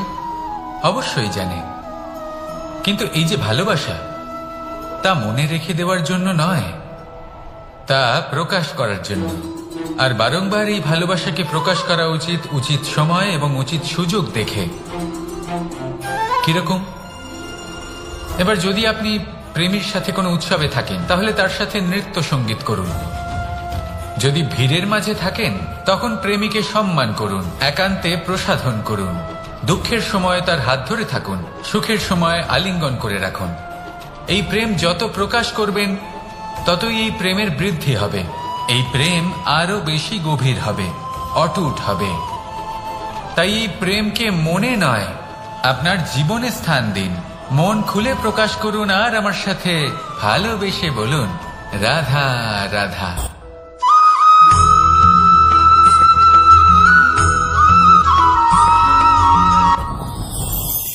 যত শক্তিশালী এই মন, তত শক্তিশালী এই শরীরও। এই যে আমাদের শরীর, এটা আসলে কি? এ হলো একটা রথের মতো। আর একটা রথ ততক্ষণ চলতে পারবে না যতক্ষণ না তাকে কোনো সারথি চালাবে। এই মন হলো শরীরের সারথি। এবার ভাবুন, যদি এই সারথি শক্তিহীন হয়, দুর্বল হয়, তাহলে এই রথের কি হবে?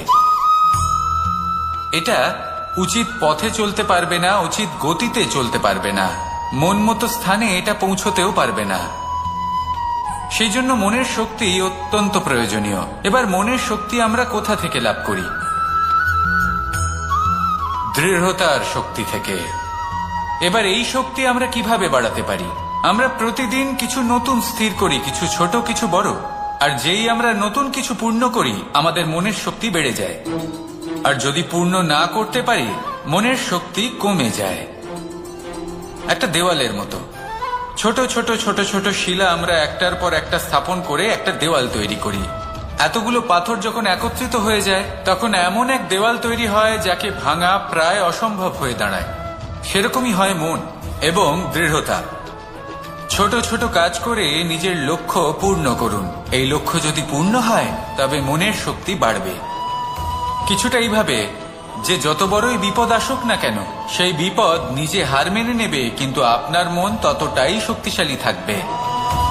তাই মনের শক্তি বাড়াতে থাকুন, যাতে আপনি উচিত পথে চলতে পারেন, উচিত গতিতে চলেন, আর মনোবাঞ্ছিত স্থানে পৌঁছতে পারেন। তবেই এই মন প্রসন্ন হয়ে বলবে, রাধা রাধা।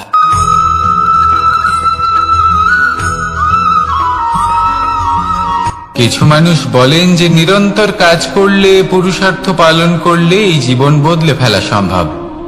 আজ আমি আপনাকে বোঝাবো যে এক মুহূর্ত, সময় আর সিদ্ধান্ত কতটা গুরুত্বপূর্ণ হয়। এক মুহূর্তই যথেষ্ট। একটা মুহূর্ত এত শক্তিশালী হতে পারে যে তা আপনার সমগ্র জীবন পাল্টে দিতে পারে। এমন এক সময় ছিল শ্রীরামের কাছে, যখন ওনাকে সিদ্ধান্ত নিতে হয় যে উনি নিজের পিতার আদেশ পালন করতে বনবাসে যাবেন নাকি যাবেন না। উনি সেই আদেশ পালন করেছিলেন।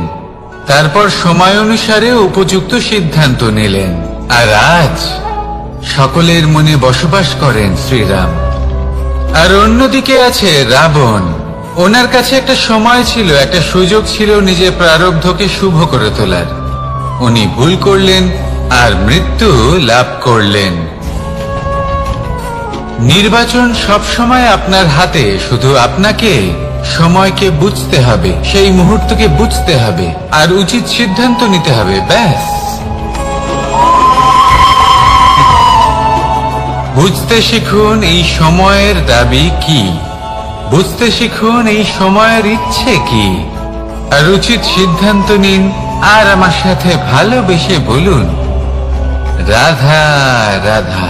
জ্ঞান এবং অহংকার, এই দুইয়ের মধ্যে সম্পর্ক কোথায়? সম্পর্ক ঠিক সেরকম যেরকম হাত এবং কাঁকনের, যেমন চোখ এবং দৃষ্টির সম্পর্ক। এবার আপনি বলবেন, এ আমি কি বলছি? জ্ঞান এবং অহংকারের এমন সম্পর্ক কি করে হতে পারে? দেখুন, যে ব্যক্তি জ্ঞানী, যার কাছে জ্ঞান রয়েছে এবং তিনি জানেন যে তার কাছে জ্ঞান রয়েছে, তার মধ্যে নিজে থেকেই অহংবোধ জাগ্রত হয়। খুব কম সংখ্যক এমন জ্ঞানী ব্যক্তি আছেন যারা নিজেদের অহংকারের বিষয়ে আঁচ করতে পারেন। প্রকৃত জ্ঞানী হলেন তিনি, যিনি নিজের জ্ঞানের সদ্ব্যবহার করে অহংকারকে দূর করেন। উচিত সময় বুঝে যান, নিজের অন্তর যাচাই করে এই বিষয়টা দেখেন যে তার অন্তরে অহংবোধ জাগ্রত হচ্ছে এবং নিজেকে সেখানেই থামিয়ে দেন, যাতে অহংকারের পথে তিনি অগ্রসর না হয়ে যান। এই অহংকার কখন উচিত, কখন অনুচিত, কখন প্রয়োগ করা উচিত, উচিত নয়, কখন বাধা দেওয়া উচিত, এটা শেখা অত্যন্ত প্রয়োজনীয়। আর যদি এটা আপনি শিখতে পারেন, তাহলে আপনি একজন জ্ঞানীও হয়ে উঠবেন এবং সুখীও থাকবেন। তাই মনে রাখবেন, এই জ্ঞান নিয়ে কখনোই অহংকার করবেন না, বরং সবসময় নিজের অহংবোধের বিষয়ে প্রকৃত ধারণা রাখবেন। আসুন আমার সাথে ভালোবেসে বলুন, রাধা রাধা। আমাদের জীবনে 7 ধরনের সুখ আছে, আর সেগুলো লাভ করার জন্য আমরা অত্যন্ত প্রচেষ্টা করি। কিন্তু কোনো প্রচেষ্টা করার পূর্বে তা কিভাবে করব সেটা বোঝা খুব প্রয়োজন, আর সেখানেই আমরা ভুল করে থাকি। যে কাজটা আমাদের পরে করা উচিত, সেটাই আমরা আগে করে বসি। আপনাকে স্পষ্ট করে বোঝাই, প্রত্যেক সুখের সাথে 2টি ক্রিয়া জড়িত থাকে। এবার যখন আমরা ধনের কথা বলি, তখনও 2টি ক্রিয়া জুড়ে থাকে। প্রথম ক্রিয়া হলো ধন অর্জন করা, দ্বিতীয় ক্রিয়া হলো ধনের ব্যবহার করা। আর জীবনে ধনের ব্যবহার করার পূর্বে ধন কিভাবে অর্জন করতে হয় তা শেখা অত্যন্ত প্রয়োজনীয়। আমরা মন্দিরে যাই, ভগবানের আরাধনা করি, তার জন্য পুজো করি, ওনাকে প্রসন্ন করতে চাই, কিন্তু তার আগে ভগবানের ওপর আস্থা রাখা প্রয়োজনীয়। যদি আপনার অটল বিশ্বাস থাকে, তবেই আপনি প্রকৃত ভক্ত হয়ে উঠতে পারবেন। এবার যদি আপনি বক্তা হয়ে থাকেন, শ্রেষ্ঠ বক্তা হতে চান, এই সংসারের সামনে নিজের বক্তব্য রাখতে চান, তাহলে কথা বলার পূর্বে কথা শুনতে শিখুন। তবেই আপনি একজন শ্রেষ্ঠ বক্তা হয়ে উঠতে পারবেন। জীবনে সম্পর্ক স্থাপন করার আগে সম্পর্ক বজায় রাখতে শিখুন, তবেই আপনি একজন প্রকৃত সাথী হয়ে উঠবেন। জীবনে পরাজয় মানার পূর্বে বিজয়ী হওয়ার চেষ্টা কিভাবে করতে হয় সেটা শিখুন, তবেই আপনি একজন নিপুণ ব্যক্তি হয়ে উঠবেন। অন্তিম এবং সবথেকে গুরুত্বপূর্ণ কথা, জীবনে ভালোবাসা লাভ করার পূর্বে ভালোবাসা প্রদান করতে শিখুন, তবেই আপনি একজন প্রকৃত প্রেমী হয়ে উঠবেন। আসুন আমার সাথে ভালোবেসে বলুন, রাধা রাধা। এই সংসারের সবথেকে বড় যুদ্ধ কোনটা? দেবাসুরের যুদ্ধ, যা অনেক বছর ধরে চলেছিল, নাকি রাম রাবণের যুদ্ধ, নাকি মহাভারত? না, সংসারের সবথেকে বড় যুদ্ধ হলো সেইটা যা নিজের সাথে লড়া হয়, নিজের মনের সাথে লড়া হয়, নিজের অন্তরের সাথে লড়া হয়। এটাই সব থেকে বড় যুদ্ধ। এবার নিজেই দেখুন আপনার সব থেকে বড় শত্রুকে। আপনার স্বার্থ, আপনার কামনাগুলি, আপনার অহংকারগুলি, যা আপনাকেই নষ্ট করে দেয়। যদি এদের ওপর আপনি বিজয় লাভ করতে পারেন, তাহলে ধরে নিন এই সংসারে সবার উপরে আপনি বিজয় লাভ করতে পারবেন। এই সংসারে কেউ আপনাকে পরাজিত করতে পারবে না। কিন্তু তার জন্য প্রয়োজন অনুভূতির। অনুভূতি ভালোবাসার, অনুভূতি অনুপ্রেরণার। যে ব্যক্তি ভালোবাসতে পারেন এবং প্রেরণা দিতে পারেন, তিনি চিরকাল জয় লাভ করতে পারেন। নিজের কাছে ভালোবাসার এক অস্ত্র রাখুন আর প্রেরণার এক ঢাল।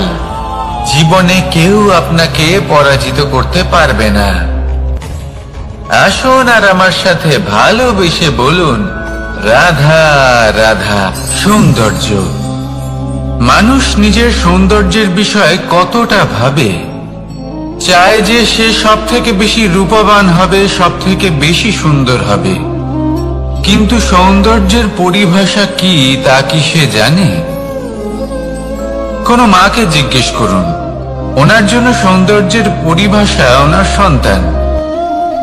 কোন ভক্তকে জিজ্ঞেস করুন, ওনার জন্য সৌন্দর্যের পরিভাষা ওনার ভগবান। শ্রীরামকে জিজ্ঞেস করুন, ওনার জন্য সৌন্দর্যের পরিভাষা হল হনুমান। ভাঙা হানু, ফুলে যাওয়া মুখ, দেখতে গেলে উনি বানর, লম্বা লেজ। এত নিরীহ যে ওনাকে অমূল্য মালা দিলে সেটা ছিঁড়ে তার ভেতরে শ্রীরামকে খুঁজছিলেন। কিন্তু ওনার ভাবনা কত সুন্দর। উনি এটা বিশ্বাস করেন যে সংসারের যতই মূল্যবান জিনিস দিয়ে এই মালা তৈরি করা হোক না কেন, যদি এর মধ্যে শ্রীরাম না থাকেন, তাহলে এর মধ্যে কোনো অর্থ নেই। সৌন্দর্য রূপে নয়, ভাবনায় নিহিত থাকে। যদি আপনি সৌন্দর্য প্রাপ্ত করতে চান, তাহলে তা কর্মে নিয়ে আসুন, ভাবনায় এবং বিচারে নিয়ে আসুন। এই সৌন্দর্য আপনার সাথেই থাকবে। যদি আপনি সৌন্দর্যকে রূপের মধ্যে খোঁজেন, তাহলে কিছুক্ষণের জন্য পাবেন। সেই সৌন্দর্য সময়ের সাথে হারিয়ে যাবে। সৌন্দর্য যদি পেতে চান, খুঁজতেই চান, তাহলে হৃদয় খুঁজুন, কর্মে খুঁজুন। মন প্রসন্ন হয়ে বলবে, রাধা রাধা। এই সংসারে মানুষ জন্মগ্রহণ করেন, বড় হতে থাকেন, পুরুষার্থ লাভ করেন, অর্জন করেন। অর্জন করা আসলে কি? বেশিরভাগ মানুষ বলেন অর্জন করা অর্থাৎ ধন সম্পত্তি অর্জন করা। আর কি অর্জন করা যায়? আর কি লাভ করা যায়? আসল প্রশ্ন হলো এটাই যে কি এমন আছে যা বাস্তব রূপে অর্জন করার যোগ্য। তা হলো ব্যবহার, জ্ঞান এবং সন্তোষ। কেন? কারণ আপনি যখন এই সংসার ছেড়ে চলে যাবেন, তখন আপনার ধন সম্পত্তি আপনাকে বিদায় জানাতে আসবে না। আপনাকে বিদায় জানাতে আসবে আপনার আপনজন, যাদের সাথে আপনার সুসম্পর্ক ছিল। সমগ্র সংসারে সহস্র মানুষ ধন অর্জন করে থাকেন। শ্রেষ্ঠ মানুষ হলেন তিনি, যিনি ব্যবহার, জ্ঞান এবং সন্তোষ অর্জন করে থাকেন, একে সকলের মধ্যে বিতরণ করেন। তাই এটাই করুন আর আমার সাথে ভালোবেসে বলুন, রাধা রাধা। সেই কখন থেকে এই পুস্তকটিকে দেখছি, কিন্তু এর থেকে আমি কোনো জ্ঞান লাভ করতেই পারছি না। এবার আপনি বলবেন যে আজ কেমন বিচিত্র কথা বলছি আমি। যদি এই পুস্তক থেকে আমাকে জ্ঞান লাভ করতে হয়, তাহলে শুধুই তাকিয়ে থাকলে হবে না। আমাকে এই পুস্তককে খুলতে হবে, পড়তে হবে, তাকে বুঝতে হবে, তবেই তো জ্ঞান প্রাপ্তি হবে। বড়ই সহজ একটা ব্যাপার, কিন্তু একে যাপন করা অত্যন্ত কঠিন। তাই না? আপনি নিজেকেই দেখে নিন। আপনার কাছে অনেক জ্ঞান রয়েছে। সহজ থেকে সহজতর জ্ঞানের কথা যদি বলি, আপনি এটুকু তো জানেন যে সত্যি কথা বলা ভালো কাজ, দান করা হলো পুণ্যের কাজ। আপনি জানেন যে পরিশ্রম করলে সাফল্য আসবে। এই জ্ঞান তো আমাদের কাছে রয়েছে, এমন অনেক জ্ঞান আমাদের কাছে রয়েছে, কিন্তু আলস্যের কারণে, অবহেলা করে আমরা শুধু এই জ্ঞান প্রয়োগ করতে পারি না, এই জ্ঞান যাপন করতে পারি না, একে আচরণে প্রয়োগ করতে পারি না, সেই জন্য দুঃখী হয়ে যাই। তাই আপনার কাছে যা যা জ্ঞান আছে, যা যা জ্ঞান আপনি লাভ করেছেন, সেই জ্ঞান যাপন করা শুরু করুন, জীবনে প্রয়োগ করতে শুরু করুন। এই মন প্রত্যেকটি মুহূর্তে প্রসন্ন থাকবে, আর লক্ষ্য প্রাপ্ত করে এই মন বলবে রাধা রাধা। একটা জলের ফোঁটাকে ফোঁটা নামে সম্বোধন করা হয়। অনেক ফোঁটা একত্রিত হলে সাগরের রূপ ধারণ করে। শুধু একটা পাতাকে পাতা বলা হয়, অন্য অনেক পাতার সাথে একত্রিত হলে তা গ্রন্থের রূপ ধারণ করে। একটা মাত্র সুতো অন্য সুতোর সাথে মিলিত হলে বস্ত্রের রূপ ধারণ করে। অনেক সংখ্যক ইট একত্রিত হলে মহলের রূপ ধারণ করে। সৈন্যরা একত্রিত হলে সৈন্যদল তৈরি হতে পারে। এটা হলো শক্তি সংগঠনের, এটাই হলো শক্তি একতার। তা সে বনস্পতি হোক বা কোনো ব্যক্তি হোক, কোনো মনোভাবই হোক, যদি একা থাকে তাহলে দুর্বল হয়ে পড়বে।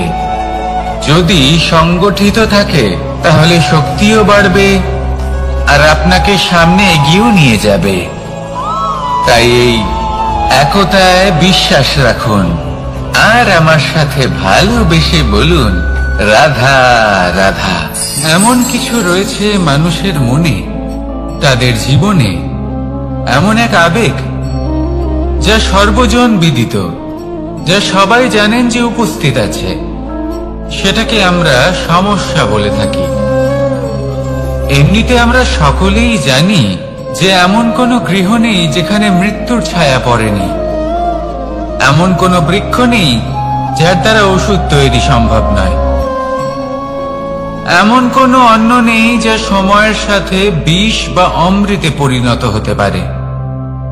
এবার এই সমস্যাগুলি কোনো ব্যক্তির জন্য সমস্যা হতে পারে, কিন্তু নিজে থেকে এরা কোনো সমস্যাই নয়। এরা আসে আমাদের সাহায্য করতে, আমাদের কিছু শেখাতে। আপনি নিজেই দেখুন, পর্বতের শিখর থেকে কোনো এক পাখি পড়ে গিয়ে নিজের প্রাণ ত্যাগ করলো। সেটা কখন সম্ভব? যখন সেই পাখি ওড়ার চেষ্টাই করে না। তখন যখন কোনো ব্যক্তি জলে পড়ে যান এবং ডুবে গিয়ে নিজের প্রাণ হারান, এর সম্ভাবনা কখন বেশি থাকে? যখন সেই ব্যক্তি সাঁতার কাটার চেষ্টাই করেন না। তখন এই সমস্যা প্রত্যেকের জীবনে থাকবেই, কিন্তু এটা মনে রাখা প্রয়োজনীয় যে কোনো সমস্যা পরিস্থিতির কারণে সমস্যা হয়ে ওঠে না। এই পরিস্থিতি যখন আমাদের সামনে আসে, আমাদের তা কঠিন মনে হয়, আমরা নতমস্তক হয়ে পড়ি, ভয়ভীত হয়ে পড়ি, তার সম্মুখীন হতে পারি না। তখন তা সমস্যার রূপ নেয়। দৃঢ় হয়ে দাঁড়িয়ে থাকুন সাহসের সাথে, এই পরিস্থিতিগুলির সম্মুখীন হন, দেখবেন সমস্যা কখন সাফল্যে পরিণত হবে আপনি জানতেই পারবেন না। আসুন আমার সাথে ভালোবেসে বলুন রাধা রাধা। এই সংসারে কখনো কোনো ব্যক্তিকে তার বাইরের পোশাক দেখে বিচার করার চেষ্টা করবেন না, এটা খুব বড় ভুল করবেন।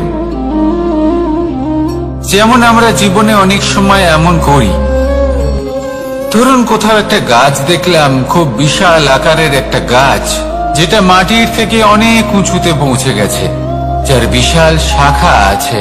সেগুলো দেখে আমরা ভাবি যে এই গাছে হয়তো কত সুস্বাদু ফল আছে। আমরা সেই গাছের পরিচর্যা করতে থাকি, আবার অন্যদিকে হলো একটি তৃণ, যেটা মাটি থেকে কিছুটা উঁচুতে পৌঁছেছে, কিন্তু সেই তৃণর নিচে, মাটির নিচে অত্যন্ত সুস্বাদু ফল বা সবজি জন্ম নেয়, যা আমাদের স্বাস্থ্যের পক্ষে অত্যন্ত উপকারী। সেই জন্য কখনো আবরণ দেখে কাউকে বিচার করতে চেষ্টা করবেন না। তার বদলে এটা বোঝার চেষ্টা করুন যে আপনার সামনে যে ব্যক্তি আছে বা বস্তু আছে তার বিশেষত্ব কি। যদি এই বিশেষত্ব বোঝার ক্ষমতা আপনি অর্জন করেন, যদি এই শিল্প আপনি নিজের ভেতরে জাগ্রত করেন, তাহলে এই সংসারে বিশেষত্ব কি সেটা আপনি জানতে পারবেন। আর এই সমস্ত খেলা দৃষ্টি থেকে নয়, দৃষ্টিভঙ্গি থেকে জন্ম নেয়। দৃষ্টিভঙ্গি সবসময় শুভ রাখুন, আর আমার সাথে ভালোবেসে বলুন, রাধা রাধা। যখন মানুষের মৃত্যু হয় তখন কি হয়? অনেক সংখ্যক মানুষ শোক পালন করতে চলে আসেন। যে ব্যক্তি মৃত্যু লাভ করেছেন তার অনেক বস্তু থাকে যেগুলো তার প্রিয়, যেগুলো তিনি ব্যবহার করেছেন। তার শয্যা, তার বস্ত্র, তার আভূষণ সবকিছু তার থেকে বিচ্ছিন্ন করা হয় এবং খালি হাতে তাকে শ্মশানের উদ্দেশ্যে রওনা করা হয়। আমি আপনাকে এই প্রশ্ন করতে চাই, আপনি এই সংসারে কি অর্জন করেছেন? ধন সম্পত্তি, বস্ত্র, আভূষণ, এই সব কিছু যে আপনি অর্জন করেছেন, আপনার মৃত্যুর পরে তা আপনার থেকে দূর হয়ে যাবে। এর উত্তর হলো একটাই, আপনার কর্ম। শুধু সেটাই আছে যে একান্ত আপনার, আর শুধু সেটাই এই সংসার থেকে চলে যাওয়ার পরেও সংসারেই জীবিত থাকবে। যদি আপনি দুষ্কর্ম করেন, তাহলে এই সংসার আপনাকে একটি অনুচিত উদাহরণ হিসেবে মনে রাখবে যে এই ব্যক্তি খুব পাপী ছিল, অনুচিত কর্ম করতেন। যে পথে তিনি চলেছেন সেই পথে কারোর চলা উচিত নয়। সেখানেই যদি আপনি সৎকর্ম করেন, তাহলে সংসার চিরকাল এটাই বলবে যে খুব ভালো মানুষ ছিলেন, সবাইকে ভালোবাসতেন, সবাইকে সাহায্য করতেন, আমার খুব প্রিয় মানুষ ছিলেন। এটাই হলো শ্রেষ্ঠ কর্ম। সেই জন্য জীবনে শুধুমাত্র ধন সম্পত্তি, আভূষণ এই সব অর্জন করতে গিয়ে নিজের মনোনিবেশ করবেন না। শ্রেষ্ঠ কর্ম করুন।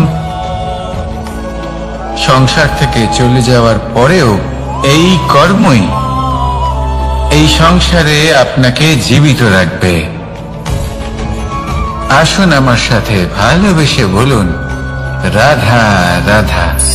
আমরা সবাই সূর্যকে সম্মান করি, ওনাকে শ্রদ্ধা করি, ওনাকে পুজো করি। এই সূর্য আমাদের শক্তি প্রদান করেন, প্রকাশ প্রদান করেন। কখনো কখনো উষ্ণতা এতটাই বাড়িয়ে তোলেন, এতটাই তপ্ত করে তোলেন, আমাদের একথা মনে হয় যে আমাদের এই শরীর জ্বলে যাচ্ছে। তখনও আমরা বিরোধিতা করি না, তাকে কটু কথা শোনাই না, আমরা সসম্মানে তা গ্রহণ করি। কেন কেন করি? কারণ আমরা জানি যে সন্ধেবেলা যখন সূর্যাস্ত হবে তখন শুধুমাত্র অন্ধকার বাকি থাকবে। ঠিক কিছুটা এরকমই হয় আমাদের মাতা পিতাও, যিনি আমাদের জন্ম দেন, আমাদের ভরণ পোষণ করেন, আমাদের বড় করেন, আমাদের প্রেম প্রদান করেন। কখনো কখনো তাদের মুখ থেকে কটু কথা নিঃসৃত হয়, আমাদের দুঃখ হয়, কিন্তু তখন আমাদের এটা বোঝা উচিত এগুলি নিঃসৃত হচ্ছে আমাদেরই মঙ্গলের জন্য। যেমন সূর্যদেব, উনিও উত্তাপ দিয়ে থাকেন আমাদেরই মঙ্গলের জন্য, যাতে ফসল পাকতে পারে, যাতে জল বাষ্প হয়ে মেঘ হতে পারে, বৃষ্টি হতে পারে, আর এই সংসারে নিরন্তর জলের প্রবাহ থাকে। আমাদের মাতা পিতা, তাদের কঠোর আচরণ, তাদের কঠোর অনুশাসনের পেছনে লুকিয়ে থাকে ওনাদের ভালোবাসা। আমাদের তা বুঝতে হবে, সসম্মানে ওনাদের গ্রহণ করতে হবে। কারণ ঠিক সূর্যাস্তের পরে যেমন চতুর্দিক অন্ধকারচ্ছন্ন হয়ে যায়, তেমনি আমাদের জীবন থেকে যখন আমাদের মাতা পিতা চলে যায়, তখন আমাদের জীবনেও শুধু এবং শুধুমাত্র অন্ধকারই ছেয়ে থাকে। সেই জন্য নিজের মাতা পিতাকে সম্মান করুন, ওনাদের ভালোবাসা প্রদান করুন। এই মন আর এই জীবন প্রসন্ন হয়ে বলবে, রাধা রাধা। কিছু মানুষ বলেন যে নিরন্তর কাজ করলে, পুরুষার্থ পালন করলে এই জীবন বদলে ফেলা সম্ভব। আজ আমি আপনাকে বোঝাবো যে এক মুহূর্ত, সময় আর সিদ্ধান্ত কতটা গুরুত্বপূর্ণ হয়। এক মুহূর্তই যথেষ্ট। একটা মুহূর্ত এত শক্তিশালী হতে পারে যে তা আপনার সমগ্র জীবন পাল্টে দিতে পারে।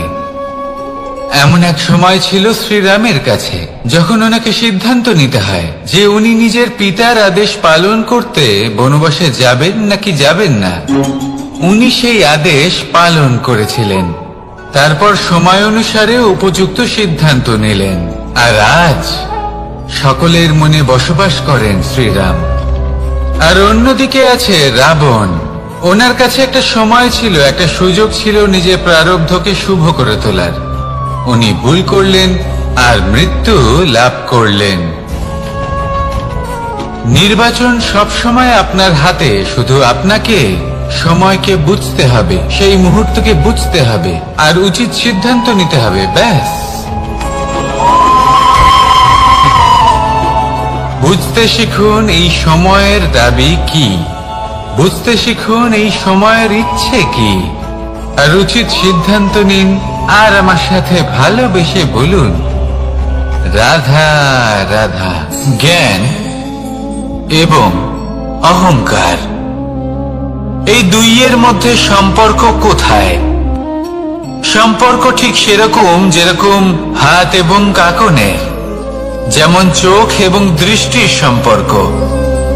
এবার আপনি বলবেন, এ আমি কি বলছি? জ্ঞান এবং অহংকারের এমন সম্পর্ক কি করে হতে পারে? দেখুন, যে ব্যক্তি জ্ঞানী, যার কাছে জ্ঞান রয়েছে এবং তিনি জানেন যে তার কাছে জ্ঞান রয়েছে, তার মধ্যে নিজে থেকেই অহংবোধ জাগ্রত হয়। খুব কম সংখ্যক এমন জ্ঞানী ব্যক্তি আছেন যারা নিজেদের অহংকারের বিষয়ে আঁচ করতে পারেন। প্রকৃত জ্ঞানী হলেন তিনি, যিনি নিজের জ্ঞানের সদ্ব্যবহার করে অহংকারকে দূর করেন।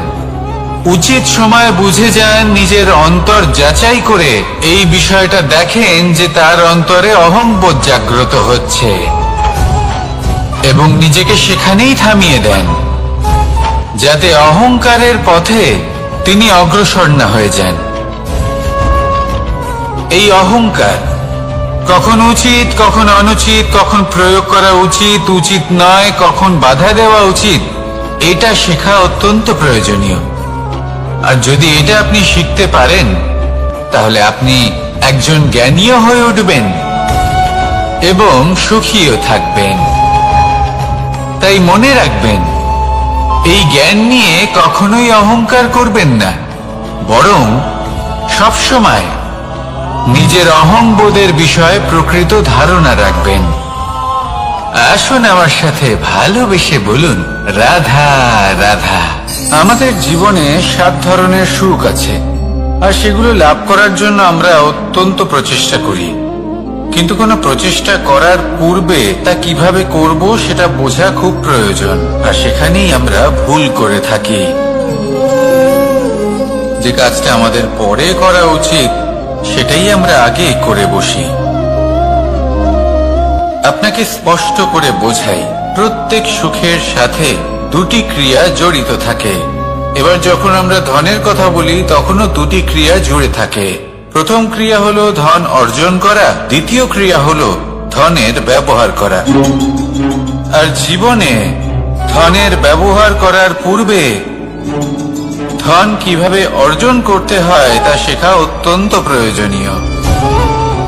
আমরা মন্দিরে যাই, ভগবানের আরাধনা করি, তার জন্য পুজো করি, ওনাকে প্রসন্ন করতে চাই, কিন্তু তার আগে ভগবানের ওপর আস্থা রাখা প্রয়োজনীয়। যদি আপনার অটল বিশ্বাস থাকে তবেই আপনি প্রকৃত ভক্ত হয়ে উঠতে পারবেন। এবার যদি আপনি বক্তা হয়ে থাকেন, শ্রেষ্ঠ বক্তা হতে চান, এই সংসারের সামনে নিজের বক্তব্য রাখতে চান, তাহলে কথা বলার পূর্বে কথা শুনতে শিখুন। তবেই আপনি একজন শ্রেষ্ঠ বক্তা হয়ে উঠতে পারবেন।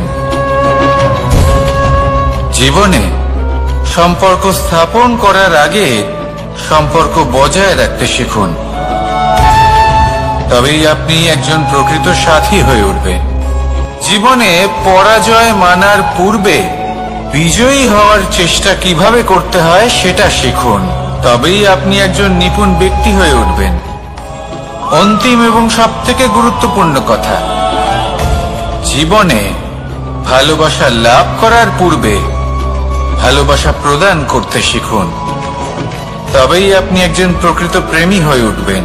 আসুন আমার সাথে ভালোবেসে বলুন, রাধা রাধা। এই সংসারের সবথেকে বড় যুদ্ধ কোনটা? দেব-অসুরের যুদ্ধ যা অনেক বছর ধরে চলেছিল, নাকি রাম রাবণের যুদ্ধ, নাকি মহাভারত? না, সংসারের সবথেকে বড় যুদ্ধ হলো সেইটা যা নিজের সাথে লড়া হয়, নিজের মনের সাথে লড়া হয়, নিজের অন্তরের সাথে লড়া হয়। এটাই সবথেকে বড় যুদ্ধ। এবার নিজেই দেখুন আপনার সবথেকে বড় শত্রুকে। আপনার স্বার্থ, আপনার কামনাগুলি, আপনার অহংকারগুলি, যা আপনাকেই নষ্ট করে দেয়। যদি এদের ওপর আপনি বিজয় লাভ করতে পারেন, তাহলে ধরে নিন এই সংসারে সবার উপরে আপনি বিজয় লাভ করতে পারবেন। এই সংসারে কেউ আপনাকে পরাজিত করতে পারবে না। কিন্তু তার জন্য প্রয়োজন অনুভূতির। অনুভূতি ভালোবাসার, অনুভূতি অনুপ্রেরণার। যে ব্যক্তি ভালোবাসতে পারেন এবং প্রেরণা দিতে পারেন, তিনি চিরকাল জয় লাভ করতে পারেন। নিজের কাছে ভালোবাসার এক অস্ত্র রাখুন আর প্রেরণার এক ঢাল। জীবনে কেউ আপনাকে পরাজিত করতে পারবে না। আসুন আর আমার সাথে ভালোবেসে বলুন, রাধা রাধা। সৌন্দর্য। মানুষ নিজের সৌন্দর্যের বিষয়ে কতটা ভাবে, চায় যে সে সব থেকে বেশি রূপবান হবে, সব থেকে বেশি সুন্দর হবে। কিন্তু সৌন্দর্যের পরিভাষা কি তা কি সে জানে? কোন মাকে জিজ্ঞেস করুন, ওনার জন্য সৌন্দর্যের পরিভাষা ওনার সন্তান। কোন ভক্তকে জিজ্ঞেস করুন, ওনার জন্য সৌন্দর্যের পরিভাষা ওনার ভগবান। শ্রীরামকে জিজ্ঞেস করুন, ওনার জন্য সৌন্দর্যের পরিভাষা হল হনুমান। ভাঙা হানু, ফুলে যাওয়া মুখ, দেখতে গেলে উনি বানর, লম্বা লেজ, এত নিরীহ যে ওনাকে অমূল্য মালা দিলে সেটা ছিঁড়ে তার ভেতরে শ্রীরামকে খুঁজছিলেন। কিন্তু ওনার ভাবনা কত সুন্দর। উনি এটা বিশ্বাস করেন যে সংসারের যতই মূল্যবান জিনিস দিয়ে এই মালা তৈরি করা হোক না কেন, যদি এর মধ্যে শ্রীরাম না থাকেন তাহলে এর মধ্যে কোনো অর্থ নেই। সৌন্দর্য রূপে নয়, ভাবনায় নিহিত থাকে। যদি আপনি সৌন্দর্য প্রাপ্ত করতে চান তাহলে তা কর্মে নিয়ে আসুন, ভাবনায় এবং বিচারে নিয়ে আসুন। এই সৌন্দর্য আপনার সাথেই থাকবে। যদি আপনি সৌন্দর্যকে রূপের মধ্যে খোঁজেন তাহলে কিছুক্ষণের জন্য পাবেন, সেই সৌন্দর্য সময়ের সাথে হারিয়ে যাবে। সৌন্দর্য যদি পেতে চান, খুঁজতেই চান, তাহলে হৃদয় খুঁজুন, কর্মে খুঁজুন। মন প্রসন্ন হয়ে বলবে, রাধা রাধা। এই সংসারে মানুষ জন্মগ্রহণ করেন, বড় হতে থাকেন, পুরুষার্থ লাভ করেন, অর্জন করেন। অর্জন করা আসলে কি? বেশিরভাগ মানুষ বলেন অর্জন করা অর্থাৎ ধন সম্পত্তি অর্জন করা। আর কি অর্জন করা যায়? আর কি লাভ করা যায়? আসল প্রশ্ন হলো এটাই যে কি এমন আছে যা বাস্তব রূপে অর্জন করার যোগ্য। তা হলো ব্যবহার, জ্ঞান এবং সন্তোষ। কেন? কারণ আপনি যখন এই সংসার ছেড়ে চলে যাবেন তখন আপনার ধন সম্পত্তি আপনাকে বিদায় জানাতে আসবে না।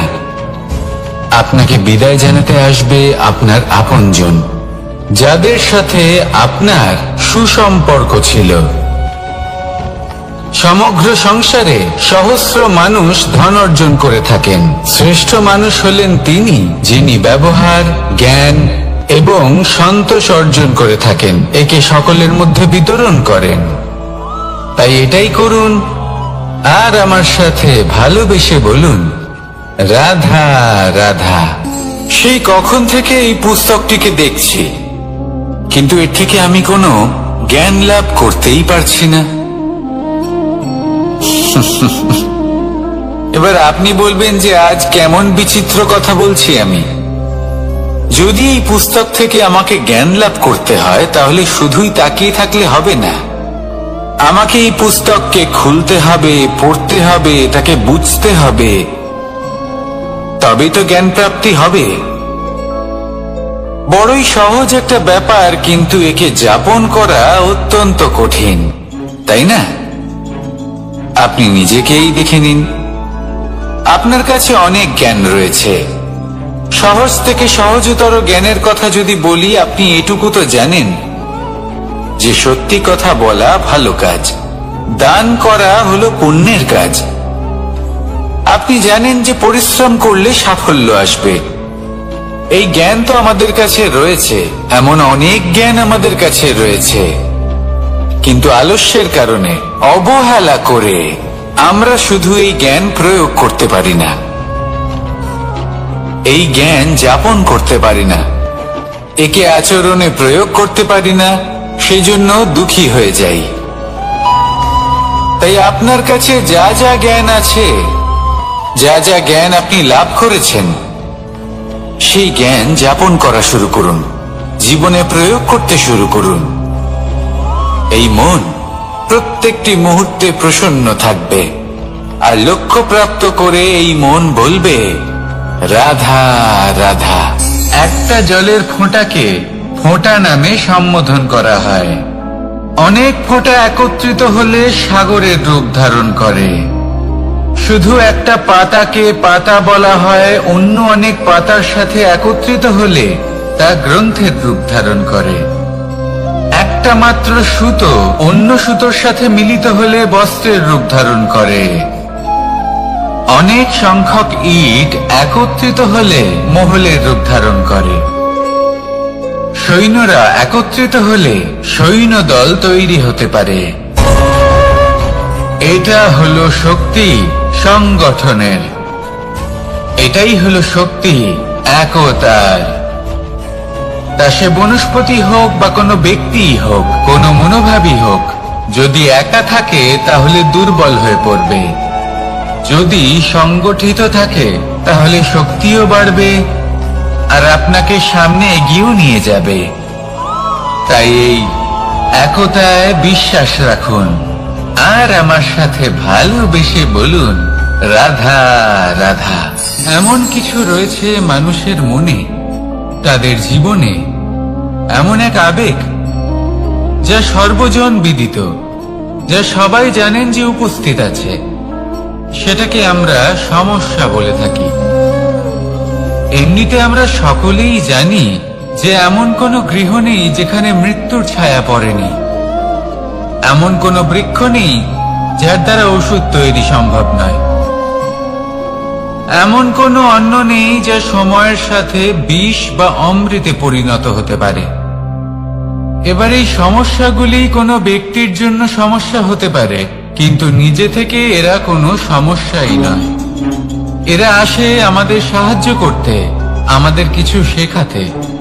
আপনি নিজেই দেখুন, পর্বতের শিখর থেকে কোনো এক পাখি পড়ে গিয়ে নিজের প্রাণ ত্যাগ করলো। সেটা কখন সম্ভব? যখন সেই পাখি ওড়ার চেষ্টাই করে না। তখন যখন কোনো ব্যক্তি জলে পড়ে যান এবং ডুবে গিয়ে নিজের প্রাণ হারান, এর সম্ভাবনা কখন বেশি থাকে? যখন সেই ব্যক্তি সাঁতার কাটার চেষ্টাই করেন না। তখন এই সমস্যা প্রত্যেকের জীবনে থাকবেই, কিন্তু এটা মনে রাখা প্রয়োজনীয় যে কোনো সমস্যা পরিস্থিতির কারণে সমস্যা হয়ে ওঠে না। এই পরিস্থিতি যখন আমাদের সামনে আসে, আমাদের তা কঠিন মনে হয়। আমরা নতমস্তক হয়ে পড়ি, ভয়ভীত হয়ে পড়ি, তার সম্মুখীন হতে পারি না। তখন তা সমস্যার রূপ নেয়। দৃঢ় হয়ে দাঁড়িয়ে থাকুন সাহসের সাথে, এই পরিস্থিতিগুলির সম্মুখীন হন। দেখবেন সমস্যা কখন সাফল্যে পরিণত হবে আপনি জানতেই পারবেন না। আসুন আমার সাথে ভালোবেসে বলুন, রাধা রাধা। এই সংসারে কখনো কোনো ব্যক্তিকে তার বাইরের পোশাক দেখে বিচার করার চেষ্টা করবেন না। এটা খুব বড় ভুল করবেন। যেমন আমরা জীবনে অনেক সময় এমন করি, ধরুন কোথাও একটা গাছ দেখলাম, খুব বিশাল আকারের একটা গাছ, যেটা মাটির থেকে অনেক উঁচুতে পৌঁছে গেছে, যার বিশাল শাখা আছে। সেগুলো দেখে আমরা ভাবি যে এই গাছে হয়তো কত সুস্বাদু ফল আছে। আমরা সেই গাছের পরিচর্যা করতে থাকি। আবার অন্যদিকে হলো একটি তৃণ, যেটা মাটি থেকে কিছুটা উঁচুতে পৌঁছেছে, কিন্তু সেই তৃণর নিচে, মাটির নিচে অত্যন্ত সুস্বাদু ফল বা সবজি জন্ম নেয়, যা আমাদের স্বাস্থ্যের পক্ষে অত্যন্ত উপকারী। সেই জন্য কখনো আবরণ দেখে কাউকে বিচার করতে চেষ্টা করবেন না। তার বদলে এটা বোঝার চেষ্টা করুন যে আপনার সামনে যে ব্যক্তি আছে বা বস্তু আছে, তার বিশেষত্ব কি। যদি এই বিশেষত্ব বোঝার ক্ষমতা আপনি অর্জন করেন, যদি এই শিল্প আপনি নিজের ভেতরে জাগ্রত করেন, তাহলে এই সংসারে বিশেষত্ব কি সেটা আপনি জানতে পারবেন। আর এই সমস্ত খেলা দৃষ্টি থেকে নয়, দৃষ্টিভঙ্গি থেকে জন্ম নেয়।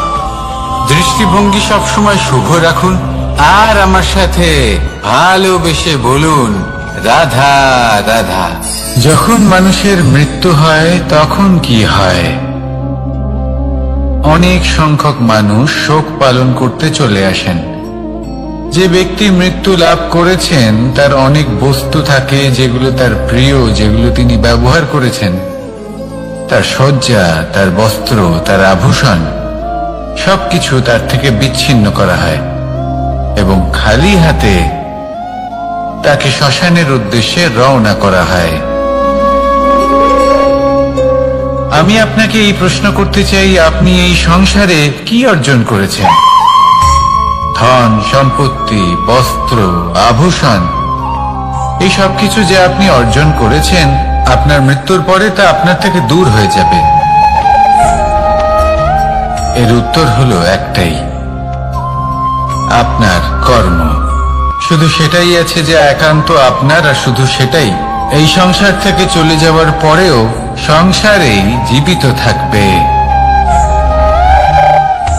যদি আপনি দুষ্কর্ম করেন, তাহলে এই সংসার আপনাকে একটি অনুচিত উদাহরণ হিসেবে মনে রাখবে যে এই ব্যক্তি খুব পাপী ছিল, অনুচিত কর্ম করতেন। যে পথে তিনি চলেছেন সেই পথে কারোর চলা উচিত নয়। সেখানেই যদি আপনি সৎকর্ম করেন, তাহলে সংসার চিরকাল এটাই বলবে যে খুব ভালো মানুষ ছিলেন, সবাইকে ভালোবাসতেন, সবাইকে সাহায্য করতেন, আমার খুব প্রিয় মানুষ ছিলেন। এটাই হলো শ্রেষ্ঠ কর্ম। সেই জন্য জীবনে শুধুমাত্র ধন সম্পত্তি, আভূষণ এই সব অর্জন করতে গিয়ে নিজের মনোনিবেশ